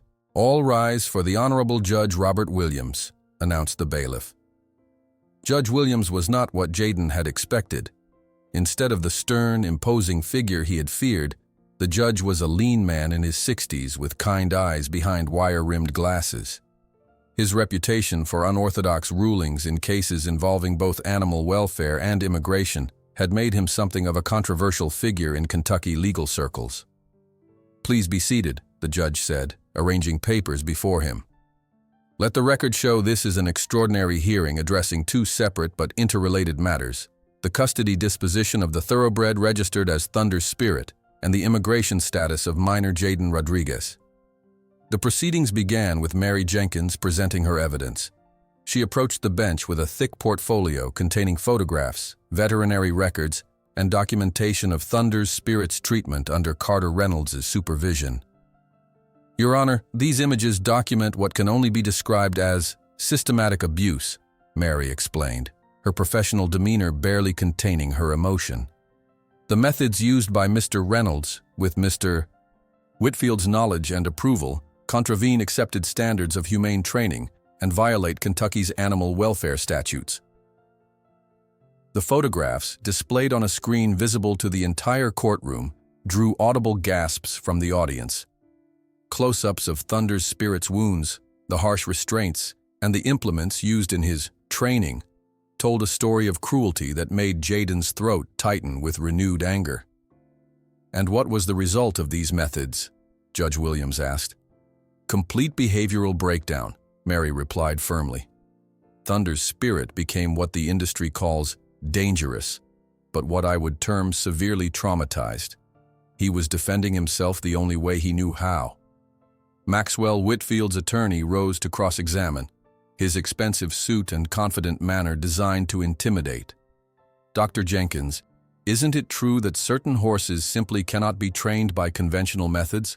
That some animals are, for lack of a better term, inherently dangerous? Mary's response was measured but firm. In 15 years as a veterinarian specializing in equine behavior, I have never encountered a horse that was inherently dangerous. I have, however, seen many horses who were made dangerous through human mishandling. The testimony shifted to the stable hands and farm workers who had witnessed Jaden's interactions with Thunder's spirit. Mike, the young groom who had often left the back door unlocked for Jaden, described the transformation he had witnessed. I've worked with horses my whole life, he testified, his work-roughened hands clasped before him. Never seen anything like what this kid can do. That horse went from trying to kill anyone who came near to following him around like a puppy. One by one, witnesses described the gradual changes in Thunder's spirit, how he had progressed from violent resistance to cautious acceptance to what could only be described as trust. Each testimony built upon the last, creating a compelling narrative of transformation that seemed almost miraculous to those unfamiliar with Jaden's gentle methods. When it came time for Jaden himself to testify, he approached the witness stand with trepidation. The formal setting made his English feel suddenly inadequate, his words clumsy and childish compared to the polished testimony that had preceded his. Jaden, Judge Williams said kindly, can you tell the court in your own words how you approached Thunder's spirit when everyone else had given up on him? Jaden took a deep breath, focusing on the question rather than the sea of faces watching him. I didn't try to make him do anything, he began, his voice growing steadier as he spoke about something he understood deeply. Everyone was always trying to make him obey, but he was scared and hurt. So I just sat with him, let him know he wasn't alone. And what made you think this approach would work when professional trainers had failed? Whitfield's attorney asked, his tone suggesting skepticism. Jaden considered the question seriously. My grandmother was a curandera, a healer in Mexico. She could calm the wildest horse just by being near it. She always said animals know when someone sees their soul, not just their body. I remembered how she would wait, never pushing, just being present until the animal was ready. As the testimony continued, Sarah presented the immigration portion of the case, explaining how Jaden's parents had initiated an asylum claim years earlier based on credible threats from cartels targeting their family in Oaxaca. The process had been interrupted by their sudden deportation, leaving Jaden effectively stateless, afraid to seek help for fear of his own deportation. Your Honor, Sarah concluded, this young man has demonstrated exceptional character in circumstances most adults would find overwhelming. His unique ability to rehabilitate Thunder's spirit represents not just a personal achievement, but a contribution to our understanding of equine rehabilitation. I submit that these extraordinary circumstances warrant humanitarian consideration under Immigration Statute 5-23B. After hours of testimony, Judge Williams made an unprecedented announcement. I believe I need to see this connection for myself, he declared. Court will reconvene in 30 minutes at the temporary paddock area. The unusual procession that formed behind the courthouse drew curious onlookers from neighboring buildings. Attorneys in formal suits, court reporters carrying equipment, and dozens of spectators gathered around the hastily constructed enclosure where Thunder's spirit had been waiting, growing increasingly restless in the unfamiliar environment. When Jaden approached the paddock, the change in the stallion was immediate and visible. His ears, which had been pinned back in anxiety, swiveled forward. His tense posture softened, and he moved toward the fence where Jaden stood. "He knows you," Judge Williams observed, standing at a respectful distance. "We understand each other," Jaden corrected gently. What happened next was not planned or rehearsed. At Sarah's suggestion, Jaden entered the paddock, moving slowly and deliberately. Thunder's spirit approached him without hesitation, lowering his proud head to Jaden's shoulder in a gesture of trust that required no interpretation. "Your Honor," Sarah said quietly, "we would like to demonstrate something if you'll allow it." At the judge's nod, Jaden began to remove the lead rope and halter that had been placed on Thunder's spirit for transport. Whitfield's attorney started to object, but the judge silenced him with a raised hand. Standing in the center of the paddock, Jaden spoke softly to Thunder's spirit in a mixture of English and Spanish, then took several steps away. The stallion followed him without any physical guidance, stopping when Jaden stopped, turning when he turned, maintaining a perfect connection without any visible cues. "This is not trained behavior," Mary explained to the judge. "This is relationship, trust built over time through respect and understanding." The final demonstration came when Jaden simply sat down on the grass of the paddock. Without hesitation, Thunder's spirit lowered himself beside the boy, resting his massive head gently in Jaden's lap, a position of complete vulnerability that no dangerous horse would ever willingly assume. A hush fell over the assembled crowd. Even those who had witnessed the bond developing over weeks at Oak Ridge seemed moved by this public demonstration of its depth. Judge Williams removed his glasses, wiping them slowly as he absorbed the scene before him.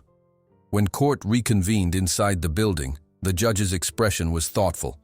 He addressed the courtroom with measured words that carried unmistakable emotion. "The law is designed to address standard situations through established precedents," he began. "But occasionally we encounter cases that transcend our typical frameworks, cases that demand we look beyond legal technicalities to the deeper principles of justice and humanity." He turned his attention directly to Jaden. "Young man, you came to this country seeking safety and opportunity, only to be separated from your family through circumstances beyond your control. Rather than becoming embittered, you have demonstrated remarkable compassion and an extraordinary gift that has benefited a creature many had deemed beyond help." Then, addressing the entire courtroom, Judge Williams delivered his ruling. "Some see only the market value of a racehorse," he declared, his voice gathering strength. "Others see a soul worthy of compassion. This young man, without documents or resources, has demonstrated more humanity than many born with privilege in this land of opportunity." The decision was unprecedented but clear. Thunder's spirit would be placed in the custody of the Kentucky Equine Rehabilitation Foundation, with Jaden designated as his primary caretaker. Furthermore, Jaden would receive humanitarian parole status while his family's asylum case was reopened and reviewed, allowing him to remain legally in the United States during the process. As the courtroom erupted in applause, Jaden sat stunned, unable to fully comprehend the transformation in his circumstances. From homeless and hunted to legally recognized, from powerless to empowered, all because he had stopped to answer a distant whinny that somehow called to his soul. Outside the courthouse, reporters gathered around Sarah, who explained the significance of the ruling for similar cases across the country. Maxwell Whitfield slipped away through a side entrance, his expression unreadable as cameras captured his retreat. Meanwhile, in a quiet moment beside the transport trailer, Jaden stood with his forehead pressed against Thunder's spirit's velvet muzzle, both of them breathing in synchrony. "We're going to be okay," he whispered in Spanish, the language of his heart. "We have a chance now." Mary approached with a smile, car keys in hand. "Ready to go home?" "Well, to your temporary home at least." The Wilsons are expecting you for dinner." As they prepared to leave, Jayden noticed Maxwell Whitfield watching from a distance, separated from the celebration but clearly observing every detail. Instead of the anger or resentment Jayden expected to feel, he found himself curious about the man whose wealth and power had nearly destroyed Thunder's spirit, but had inadvertently created the circumstances for their salvation. To everyone's surprise, Whitfield approached, maintaining a respectful distance from the stallion who eyed him warily. "How did you do it?" he asked Jayden, genuine bewilderment in his voice. "What did you see that we didn't see?" "How did you do it?" Whitfield asked Jayden, genuine bewilderment in his voice. "What did you see that we didn't see?" Jayden considered the question carefully, looking into the eyes of a man who had viewed Thunder's spirit as nothing more than an investment gone wrong. "I saw his pain," he finally answered. "And he saw mine." 6 months had passed since that day outside the courthouse. The early morning sunlight filtered through the curtains of Jayden's bedroom, a real bedroom, not a hayloft or abandoned shed. He opened his eyes to the now familiar sight of pale blue walls adorned with a poster of the Kentucky Derby and a framed photograph of Thunder's spirit. The Wilson family had welcomed him into their modest home on the outskirts of Lexington, providing the stability he hadn't known since his parents' deportation. Jayden sat up, running his fingers through his hair as he glanced at the textbooks stacked on his desk. American history, Algebra 2, English literature, subjects that had once seemed impossibly out of reach for a boy living in the shadows. Now he attended the local high school, his temporary legal status allowing him to build a life that felt almost normal. He dressed quickly, eager for his morning ritual. Mrs. Wilson was already in the kitchen, the scent of coffee and pancakes filling the air. "Big day at the ranch?" she asked, sliding a plate in front of him. Jayden nodded, mouth already full. 6 days a week, he rode his bike to the Second Chance Ranch, the newly established equine rehabilitation center where Thunder's spirit now lived. The former stallion had become the flagship resident of a program dedicated to rescuing horses deemed dangerous or unmanageable, labels that often masked histories of abuse or trauma. 20 minutes later, Jayden pedaled through the entrance of Second Chance Ranch. The property had once been a struggling cattle operation before being repurposed with funding from various donors, some anonymous, others proudly public in their support of the program that had captured hearts across Kentucky. Mary Jenkins' truck was already parked by the main barn. After the trial, she had resigned her position at Oak Ridge to become the head veterinarian at Second Chance, bringing with her several staff members who shared her philosophy of gentle rehabilitation over forced submission. "Morning, Mary," Jayden called, propping his bike against the fence. She looked up from her clipboard, smile crinkling the corners of her eyes. "He's been waiting for you. Started whinnying about 15 minutes ago, right around the time you usually leave the Wilsons." Thunder's spirit, now affectionately called Amigo by everyone at the ranch, had developed an uncanny sense of Jayden's schedule. No matter where he was on the property, the stallion seemed to know exactly when his human partner was approaching. Jayden made his way to the special paddock they had designed together, large enough to provide freedom of movement but with strategic barriers that could be adjusted as each horse progressed through its rehabilitation. Amigo stood at the gate, ears pricked forward, his once dull coat now gleaming with health in the morning light. "Buenos dias," Jayden called softly. The transformation in the stallion was remarkable to everyone who had known him at Oak Ridge.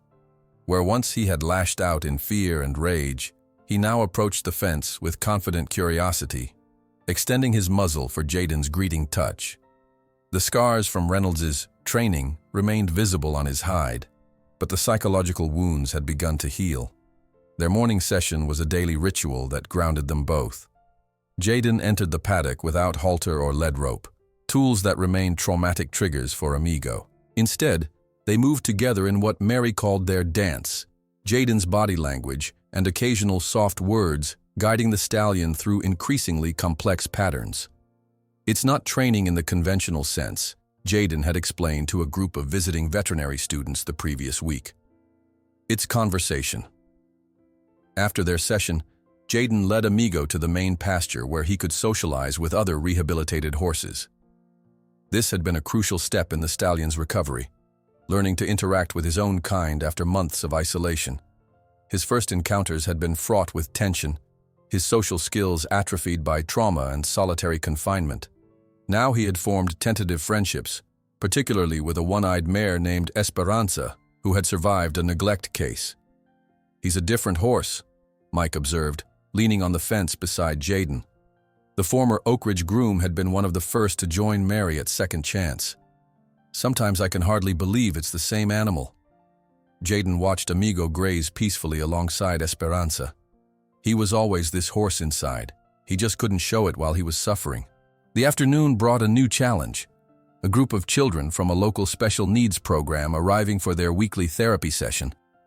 When the idea had first been proposed 3 months earlier, many had been skeptical about involving the once dangerous stallion, but Amigo had proven remarkably gentle with vulnerable visitors, seeming to sense their special needs. Lisa, a 13-year-old girl with selective mutism who hadn't spoken a word in public since witnessing domestic violence in her home, approached Amigo with tentative steps. The stallion lowered his head to her level, standing perfectly still as she reached up to stroke his cheek. Jayden maintained a respectful distance, close enough to intervene if needed, but far enough to allow the connection to develop naturally. "He remembers what it's like to be afraid," he explained quietly to the therapy coordinator. "I think that's why he's so good with them." As the session progressed, something extraordinary happened. Lisa, who communicated only through writing and gestures, leaned forward and whispered something directly into Amigo's ear. The horse's ear flicked gently, acknowledging her secret communication. The therapy coordinator's eyes widened, but she maintained her professional composure, not wanting to make a spectacle of this breakthrough moment. Later, she approached Jayden with barely contained emotion.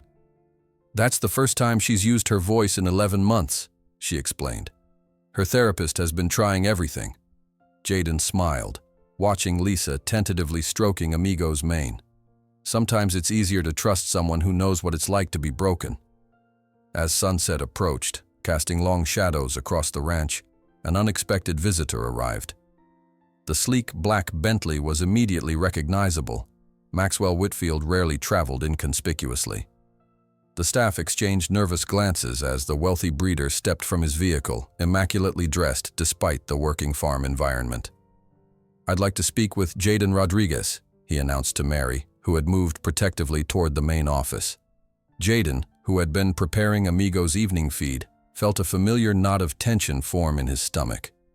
Despite the legal resolution of their conflict, Whitfield's presence still represented power that could be wielded against him. "It's okay," he told Mary, setting down the feed bucket. "I'll talk to him." Whitfield seemed different, less imposing somehow, his customary arrogance tempered by something that might have been humility. He surveyed the modest facilities with a horseman's critical eye. "You've done remarkable work here," he acknowledged, surprising Jayden with the genuine respect in his voice. "Thank you," Jayden replied cautiously. "I've been watching your program from a distance," Whitfield continued. "The results you're achieving with horses other trainers gave up on, it's unprecedented." They walked slowly toward Amigo's paddock, maintaining a conversational distance. The stallion watched their approach, his posture alert, but not alarmed. "My father taught me that horses are investments, not sentient beings," Whitfield admitted quietly. 3 generations of Whitfields have approached breeding and training the same way. Maximum return, minimum sentimentality. Jayden remained silent, sensing there was more. "Seeing what you've accomplished here has forced me to question methods I've taken for granted my entire career." Whitfield stopped, turning to face Jayden directly. "I want to help expand this program. No conditions." The offer hung in the air between them, unexpected, potentially transformative, but not without complications. "Why?" Jayden asked simply. Whitfield's expression shifted, revealing something rarely seen on his public face: uncertainty. Perhaps I'm looking for redemption. Or perhaps I'm simply recognizing good business. Your methods work better than what I've been paying for." Jayden considered the proposition carefully, aware of what such funding could mean for Second Chance Ranch. They operated on a shoestring budget, with staff often working for reduced salaries out of commitment to the cause. "We would accept your help," he finally said, "but with one condition: new standards for all your horses." Whitfield's eyebrows rose slightly. "You're negotiating with me?" "Not negotiating," Jayden corrected.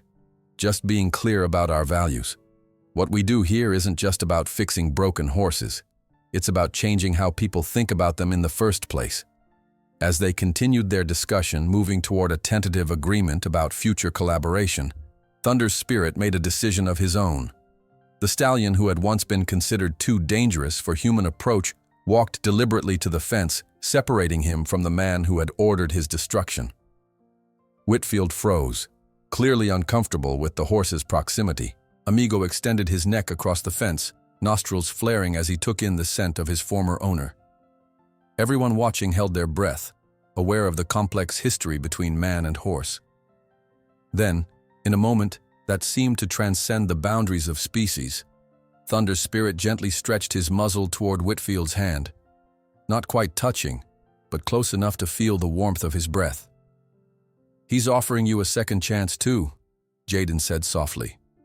Whitfield stood motionless, then slowly, tentatively raised his hand.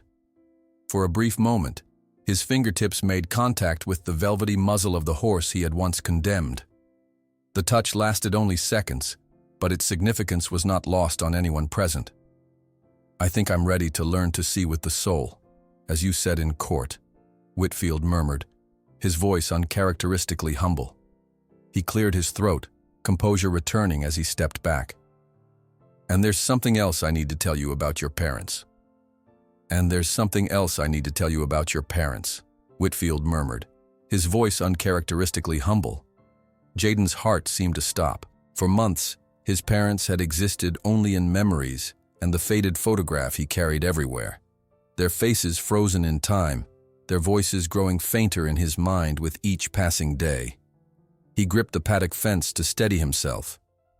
"What about them?" he asked, fighting to keep his voice level. Whitfield shifted uncomfortably, seeming to measure his words. "After the court case, I made some inquiries. I have contacts in government, people who owe me favors." He paused. "I've located your parents in Oaxaca." The world around Jayden blurred.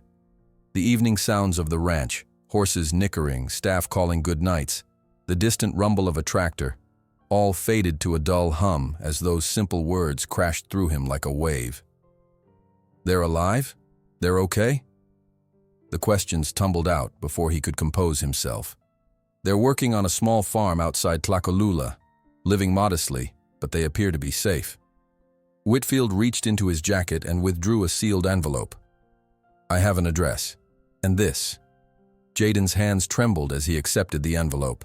Inside was a printed photograph, his parents standing outside a small cement building with a corrugated metal roof, his mother's face thinner than he remembered, his father's shoulders slightly more stooped, but unmistakably them.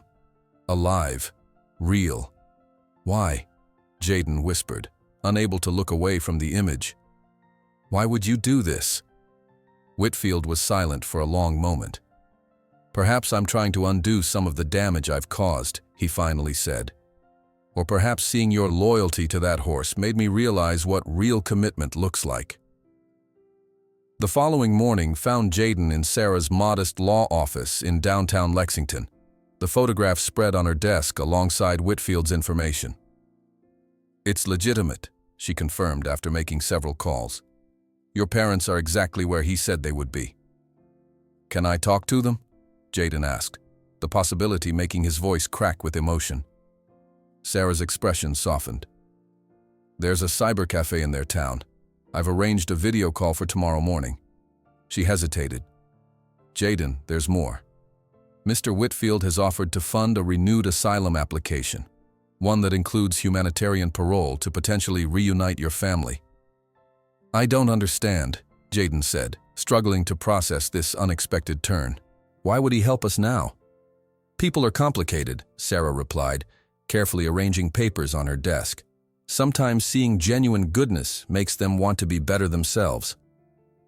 The video call the next morning was both miraculous and heartbreaking. The connection was poor, the image pixelated and frequently freezing, but his parents' faces filled the screen at the cyber cafe. Older, weathered by hardship, eyes wide with disbelief and joy. "Mi hijo," his mother whispered, her fingers touching the screen as if she could reach through it to touch his face. "Mírate, tan grande, tan fuerte." "Estoy bien, mamá," Jaden assured her, though tears streamed unchecked down his face. "I'm safe. I have people helping me." His father leaned forward, his image blurring with the movement. "The horse they talk about on the news, this is true? This is you?" Jaden nodded, surprised that the story had reached even their remote corner of Mexico. "His name is Thunder's spirit, but we call him Amigo now. He was hurt, like me. We helped each other." The conversation lasted only 15 minutes, all they could afford at the cafe's hourly rates, but it changed everything. His family was no longer a fading memory but living people with whom he could reconnect. Sarah explained the complex process ahead, petitioning for his parents' return based on the original asylum claim, gathering evidence of the threats they had fled, building a case for family reunification. "It's not guaranteed," she cautioned as they left the office. "But we have a strong case, especially with Whitfield's support." 3 days later, a PBS documentary crew arrived at Second Chance Ranch, setting up cameras and microphones around the property. Their series Broken Spirits, Healed Hearts would feature the innovative equine rehabilitation program that was gaining national attention. "We want to understand the methodology," explained the director, a thoughtful woman named Eleanor. "What makes this approach different from conventional rehabilitation techniques?" Jaden felt self-conscious before the cameras, but Thunder's spirit seemed indifferent to the equipment and strangers, a remarkable evolution for a horse once deemed too dangerous for human proximity. As the morning progressed, Jaden led a session with 3 veterans suffering from PTSD, using Thunder's spirit's story as both metaphor and practical example. "He never forgets what happened to him," Jaden explained to the group as Thunder's spirit stood calmly beside him. "The scars are still there, but he's learned that not all humans are the same. Some can be trusted." A gray-haired veteran with haunted eyes approached slowly, his hand trembling slightly. "How do you know when it's safe to trust again?" "You don't, not completely," Jaden answered honestly. "But you can learn to recognize those who deserve your trust. Amigo taught me that." Mary's interview with the crew delved deeper into the scientific aspects of their work. "We're not fixing animals or people," she emphasized, seated in her small office filled with veterinary journals and photographs of success stories. "We're creating safe spaces for healing to occur naturally." The cameras captured the daily rhythms of the ranch: morning therapy sessions, afternoon training, the quiet evening routines when horses who had once been isolated learned to take comfort in each other's presence. Through it all, Thunder's spirit moved with a dignified awareness that belied his traumatic past, though certain triggers could still provoke flickers of his old fear. On the 3rd day of filming, as Jaden demonstrated a particularly successful technique for approaching anxious horses, a familiar truck pulled into the ranch's driveway. The sight of Carter Reynolds emerging from the vehicle sent an immediate ripple of tension through the staff. Mary moved protectively toward Jaden, while Mike and 2 other handlers positioned themselves strategically around the property. "What's he doing here?"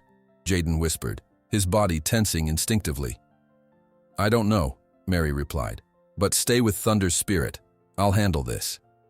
Reynolds approached with uncharacteristic hesitation, his usual swagger replaced by something that might have been shame.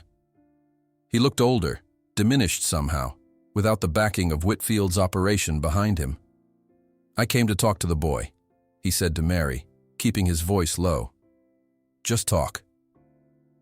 Before Mary could respond, a piercing whinny cut through the air. Thunder's spirit, grazing in a nearby paddock, had caught Reynolds' scent. The transformation was immediate and alarming. the peaceful, rehabilitated horse suddenly rearing, eyes wild with recognition and terror. Jayden ran to the paddock, calling reassurances that seemed to fall on deaf ears. Thunder's spirit paced frantically, sweat darkening his coat, his breathing rapid and shallow. Despite months of progress, the mere presence of his former abuser had triggered a profound regression.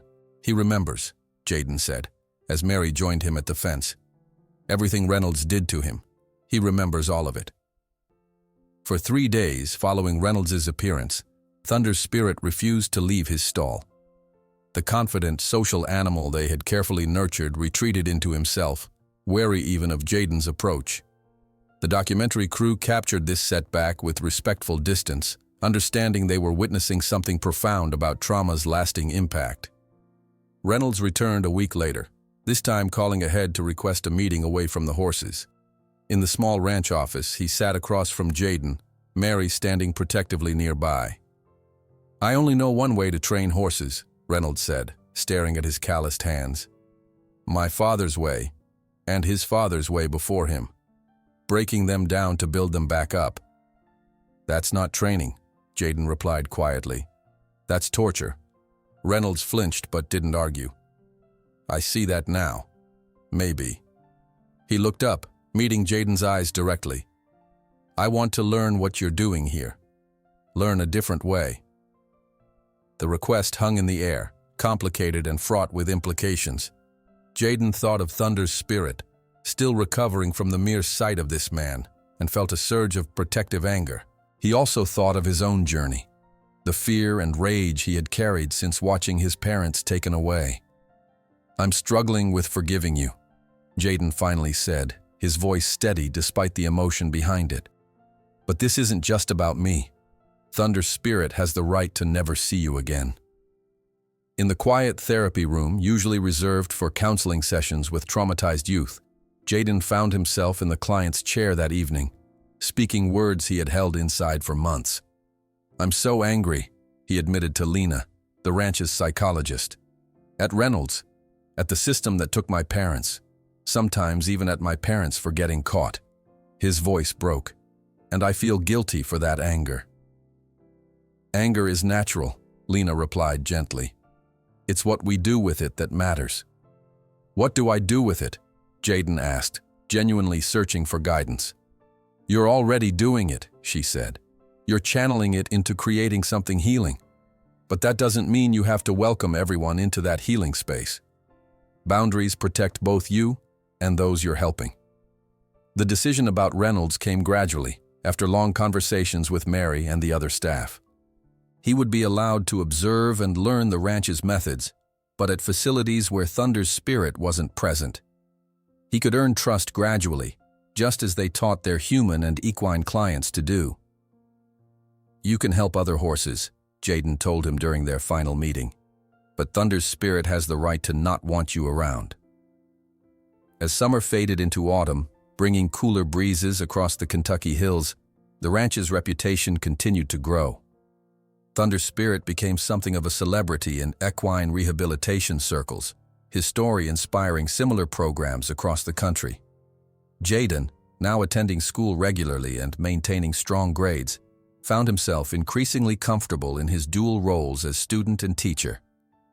On a crisp October afternoon, a letter arrived bearing the Department of Homeland Security seal.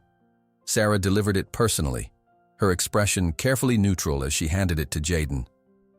"This is the first response to our petition," she explained. Jayden stared at the envelope, suddenly afraid to open it. What if they had been denied? What if this tentative new life he was building was about to collapse? "Whatever it says," Sarah continued gently, "remember this is just the beginning of the process." With trembling fingers, Jayden opened the envelope. The legal language was complex, but one phrase stood out clearly.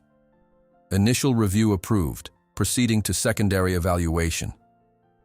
Sarah's smile confirmed what he hoped it meant. "It's the first yes," she said. "There will be more steps, more reviews, but this is significant progress." That evening, as the sun painted the Kentucky hills in shades of gold and amber, Jaden took Thunder's spirit for a gallop across the open fields of the ranch. The stallion moved with fluid grace, his powerful muscles working in perfect harmony, years distant from the broken creature Jaden had first encountered. When they reached the crest of a hill overlooking the expanding facilities of Second Chance Ranch, Jaden brought Thunder's spirit to a gentle stop. Below them, new paddocks were under construction, a larger therapy center was taking shape, and staff members moved purposefully between buildings. All of it had grown from that first connection in a darkened barn. "Tomorrow we'll know if this place will be our home permanently, amigo," Jaden whispered into the horse's ear, stroking his gleaming neck. "And maybe, just maybe, we won't be just the two of us against the world anymore." "Tomorrow we'll know if this place will be our home permanently, amigo," Jaden whispered into the horse's ear, stroking his gleaming neck. "And maybe, just maybe, we won't be just the two of us against the world anymore." 2 years had transformed everything. The morning sun cast long shadows across the expanded grounds of Second Chance Ranch as Jaden adjusted his tie, a real tie, not borrowed this time, and surveyed the preparations for the day's ceremony. White chairs formed neat rows on the green lawn, a podium stood ready at the front, and staff members hung the final decorations, celebrating the Kentucky Humanitarian Award that would soon be presented. At 17, Jaden Rodriguez barely resembled the frightened, hollow-cheeked boy who had once slipped through shadows to avoid detection. Regular meals at the Wilson home, 2 years of high school, and the confidence that comes from purpose had transformed him physically as much as emotionally. His shoulders had broadened, his voice had deepened, and though his eyes still carried the watchfulness of someone who had learned survival young, they now held steady when meeting others' gazes. Nervous? Mary Jenkins appeared beside him, her gray hair styled more formally than usual for the occasion. "A little," Jaden admitted, fidgeting with his cuffs. "I'm not used to speaking in front of important people." Mary smiled, straightening his already straight tie. "You've been teaching veterinary students and rehabilitation specialists for months. The governor isn't any more important than they are."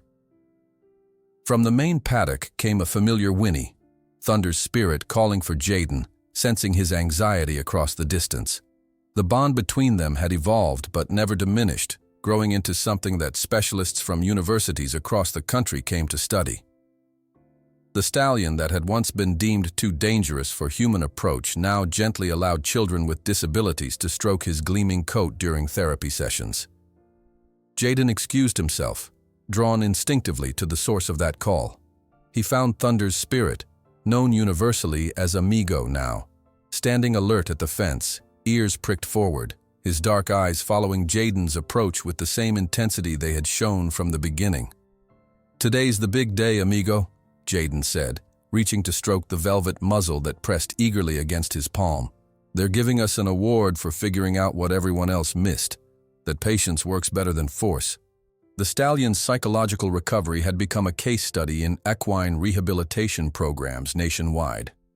Though scars still marked his gleaming coat, visible reminders of Reynolds's brutal methods, the internal wounds had largely healed. Only certain triggers, the crack of a whip in the distance, the particular scent of the leather Reynolds had used, could still spark momentary panic in those expressive eyes. As the morning progressed, vehicles began arriving.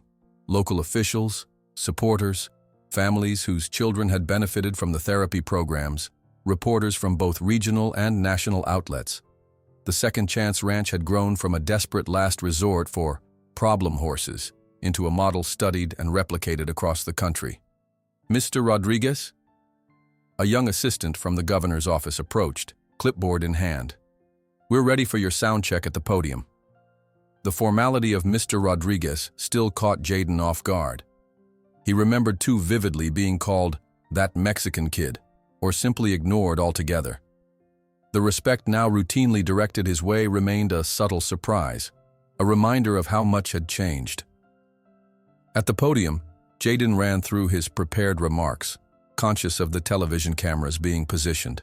2 years of public speaking classes at school had improved his English dramatically, though he still occasionally slipped Spanish phrases into his speech, now done deliberately, embracing his heritage rather than hiding it. "Testing 1, 2. he said into the microphone, then added with a smile, "Probando, probando." From a distance, he noticed Maxwell Whitfield arriving, conversing quietly with Mary at the entrance to the event space. Their relationship had evolved into a complex partnership over the past 2 years.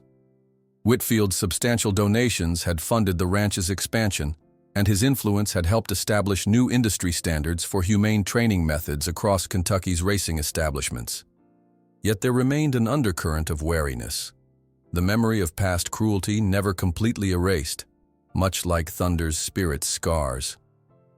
Whitfield caught Jaden's eye and offered a restrained nod, which Jaden returned. Their cautious respect had been hard-won on both sides. Several of Oak Ridge's former employees now worked at Second Chance Ranch, including Mike, who approached Jaden with a message. "The kids from Meadowbrook School are here early," he said. "They're asking if they can see Amigo before the ceremony gets too crowded." Jaden smiled. The relationship between Thunder's spirit and the children with special needs had become one of the most beautiful and unexpected developments of the program. The horse who once attacked anyone who came near now displayed infinite patience with children who moved unpredictably or made sudden noises. "Of course," Jaden replied. "I'll bring him to the small paddock." When Thunder's spirit saw the children approaching in their wheelchairs and with their various supportive devices, his demeanor shifted subtly. His movements became more deliberate, his head lowered to their level, his breathing deep and calm. It was as if he recognized their vulnerability and adjusted his own presence accordingly. Lisa, now 15 and speaking in full sentences, though still selectively mute with most adults, approached first. "Hi, amigo," she said clearly, reaching for his muzzle. 2 years earlier, she had whispered her first words in 11 months into this same horse's ear. "He remembers you," Jaden told her, noticing how Thunder's spirit leaned slightly toward the girl. "He always remembers the people who are kind to him." As the children took turns greeting the stallion, Jaden marveled at the transformation. The same animal that had once been chained in isolation now stood peaceful amid the chaos of wheelchairs, excited voices, and unpredictable movements, all triggers that would have provoked violence in his previous life. "The difference," Jaden explained to a new volunteer watching in amazement, "is that he knows these children don't want to control him or break him. They just want to be near him." By midday, the ceremony area was filled to capacity. Representatives from government agencies, veterinary associations, and equine therapy programs nationwide had gathered to witness the presentation of the Kentucky Humanitarian Award, an honor typically reserved for wealthy philanthropists or established organizations, not for a 17-year-old former undocumented immigrant and his rescued horse. Governor Leslie took the podium first, speaking eloquently about second chances and the spirit of Kentucky. "In our Commonwealth," she concluded, "we have always believed in the power of redemption. Today we honor a young man who embodies that principle, not just through his own remarkable journey, but through his gift for recognizing the dignity in creatures others had abandoned." When Jaden stepped up to receive the award, Thunder's spirit was led to a special area beside the stage. The symbolism was intentional. Neither would be recognized without the other. Their partnership had rewritten conventional wisdom about both equine rehabilitation and human potential. "This award," Jaden began, his voice steady despite his racing heart, "belongs to many people. To Mary Jenkins, who first saw possibility where others saw only danger. To the Wilson family, who gave me a home when I had none. To this community, which chose to stand with us when it would have been easier to look away." He paused, turning slightly toward Thunder's spirit, who watched him with alert attention. "But most of all, this recognition belongs to Amigo, whose courage taught me the most important lesson. That the difference between breaking a spirit and healing a soul is simply the willingness to wait for trust to blossom naturally, rather than demanding it through fear." The applause that followed was interrupted by the arrival of Sarah Gonzalez, who slipped through the crowd to the edge of the stage, holding an envelope with official government seals. Her expression told Jaden everything before she even reached him. "It's approved," she whispered, pressing the envelope into his hands. Humanitarian parole for both your parents. They can be here within 2 weeks. The news momentarily robbed Jaden of speech. After 2 years of legal battles, petition drives, and testimonials from community leaders, the final barrier to family reunification had fallen. His parents, whose faces he had kept alive in his memory through the darkest times, would soon be physically present in his new life. The remainder of the ceremony passed in a blur of congratulations and well wishes. Local farmers who had once given Jaden odd jobs now shook his hand as an equal. Teachers from his high school beamed with pride. Former critics, including some who had initially supported Whitfield during the confrontation, approached to admit their change of heart. As afternoon faded toward evening, the crowds finally dispersed, leaving the core team of Second Chance Ranch to celebrate privately. In the large pasture behind the main facilities, Jaden removed Amigo's halter, a piece of equipment the horse now accepted without fear, but still preferred to be without. "We did it, Amigo," Jaden murmured, watching as the stallion shook his head in pleasure at the freedom. Together. Thunder's spirit trotted a few steps away, then turned back, nickering softly, an invitation Jaden recognized immediately. Without saddle or bridle, using only the connection they had built through thousands of hours of patience, Jaden mounted the stallion, his hands resting lightly on the powerful neck. They galloped across the open fields as the setting sun bathed everything in golden light. Two beings who had once been utterly broken, moving as one in perfect harmony. The scars they both carried would never completely disappear, but they had been transformed from marks of shame into badges of survival. When they finally returned to the ranch house, Mary waited on the porch with an expression that suggested she had been holding back news. "There's a letter," she said simply, holding out an envelope bearing Jaden's name in unfamiliar handwriting. "From your mother. It arrived just before the ceremony, but I didn't want to overwhelm you." Jaden's hands trembled as he opened it, finding pages filled with his mother's distinctive script. As he read the first lines, words of love, of pride, of counting days until reunion, he felt Thunder's spirit's warm breath against his neck, the horse having followed him to the porch as if sensing the importance of the moment. At the horizon, where the Kentucky hills met the darkening sky, lights from neighboring farms twinkled like earthbound stars. Inside the ranch house, voices of staff and volunteers mingled with laughter, people who had become family during his extraordinary journey. And in his hands, tangible proof that the family he had lost would soon be restored.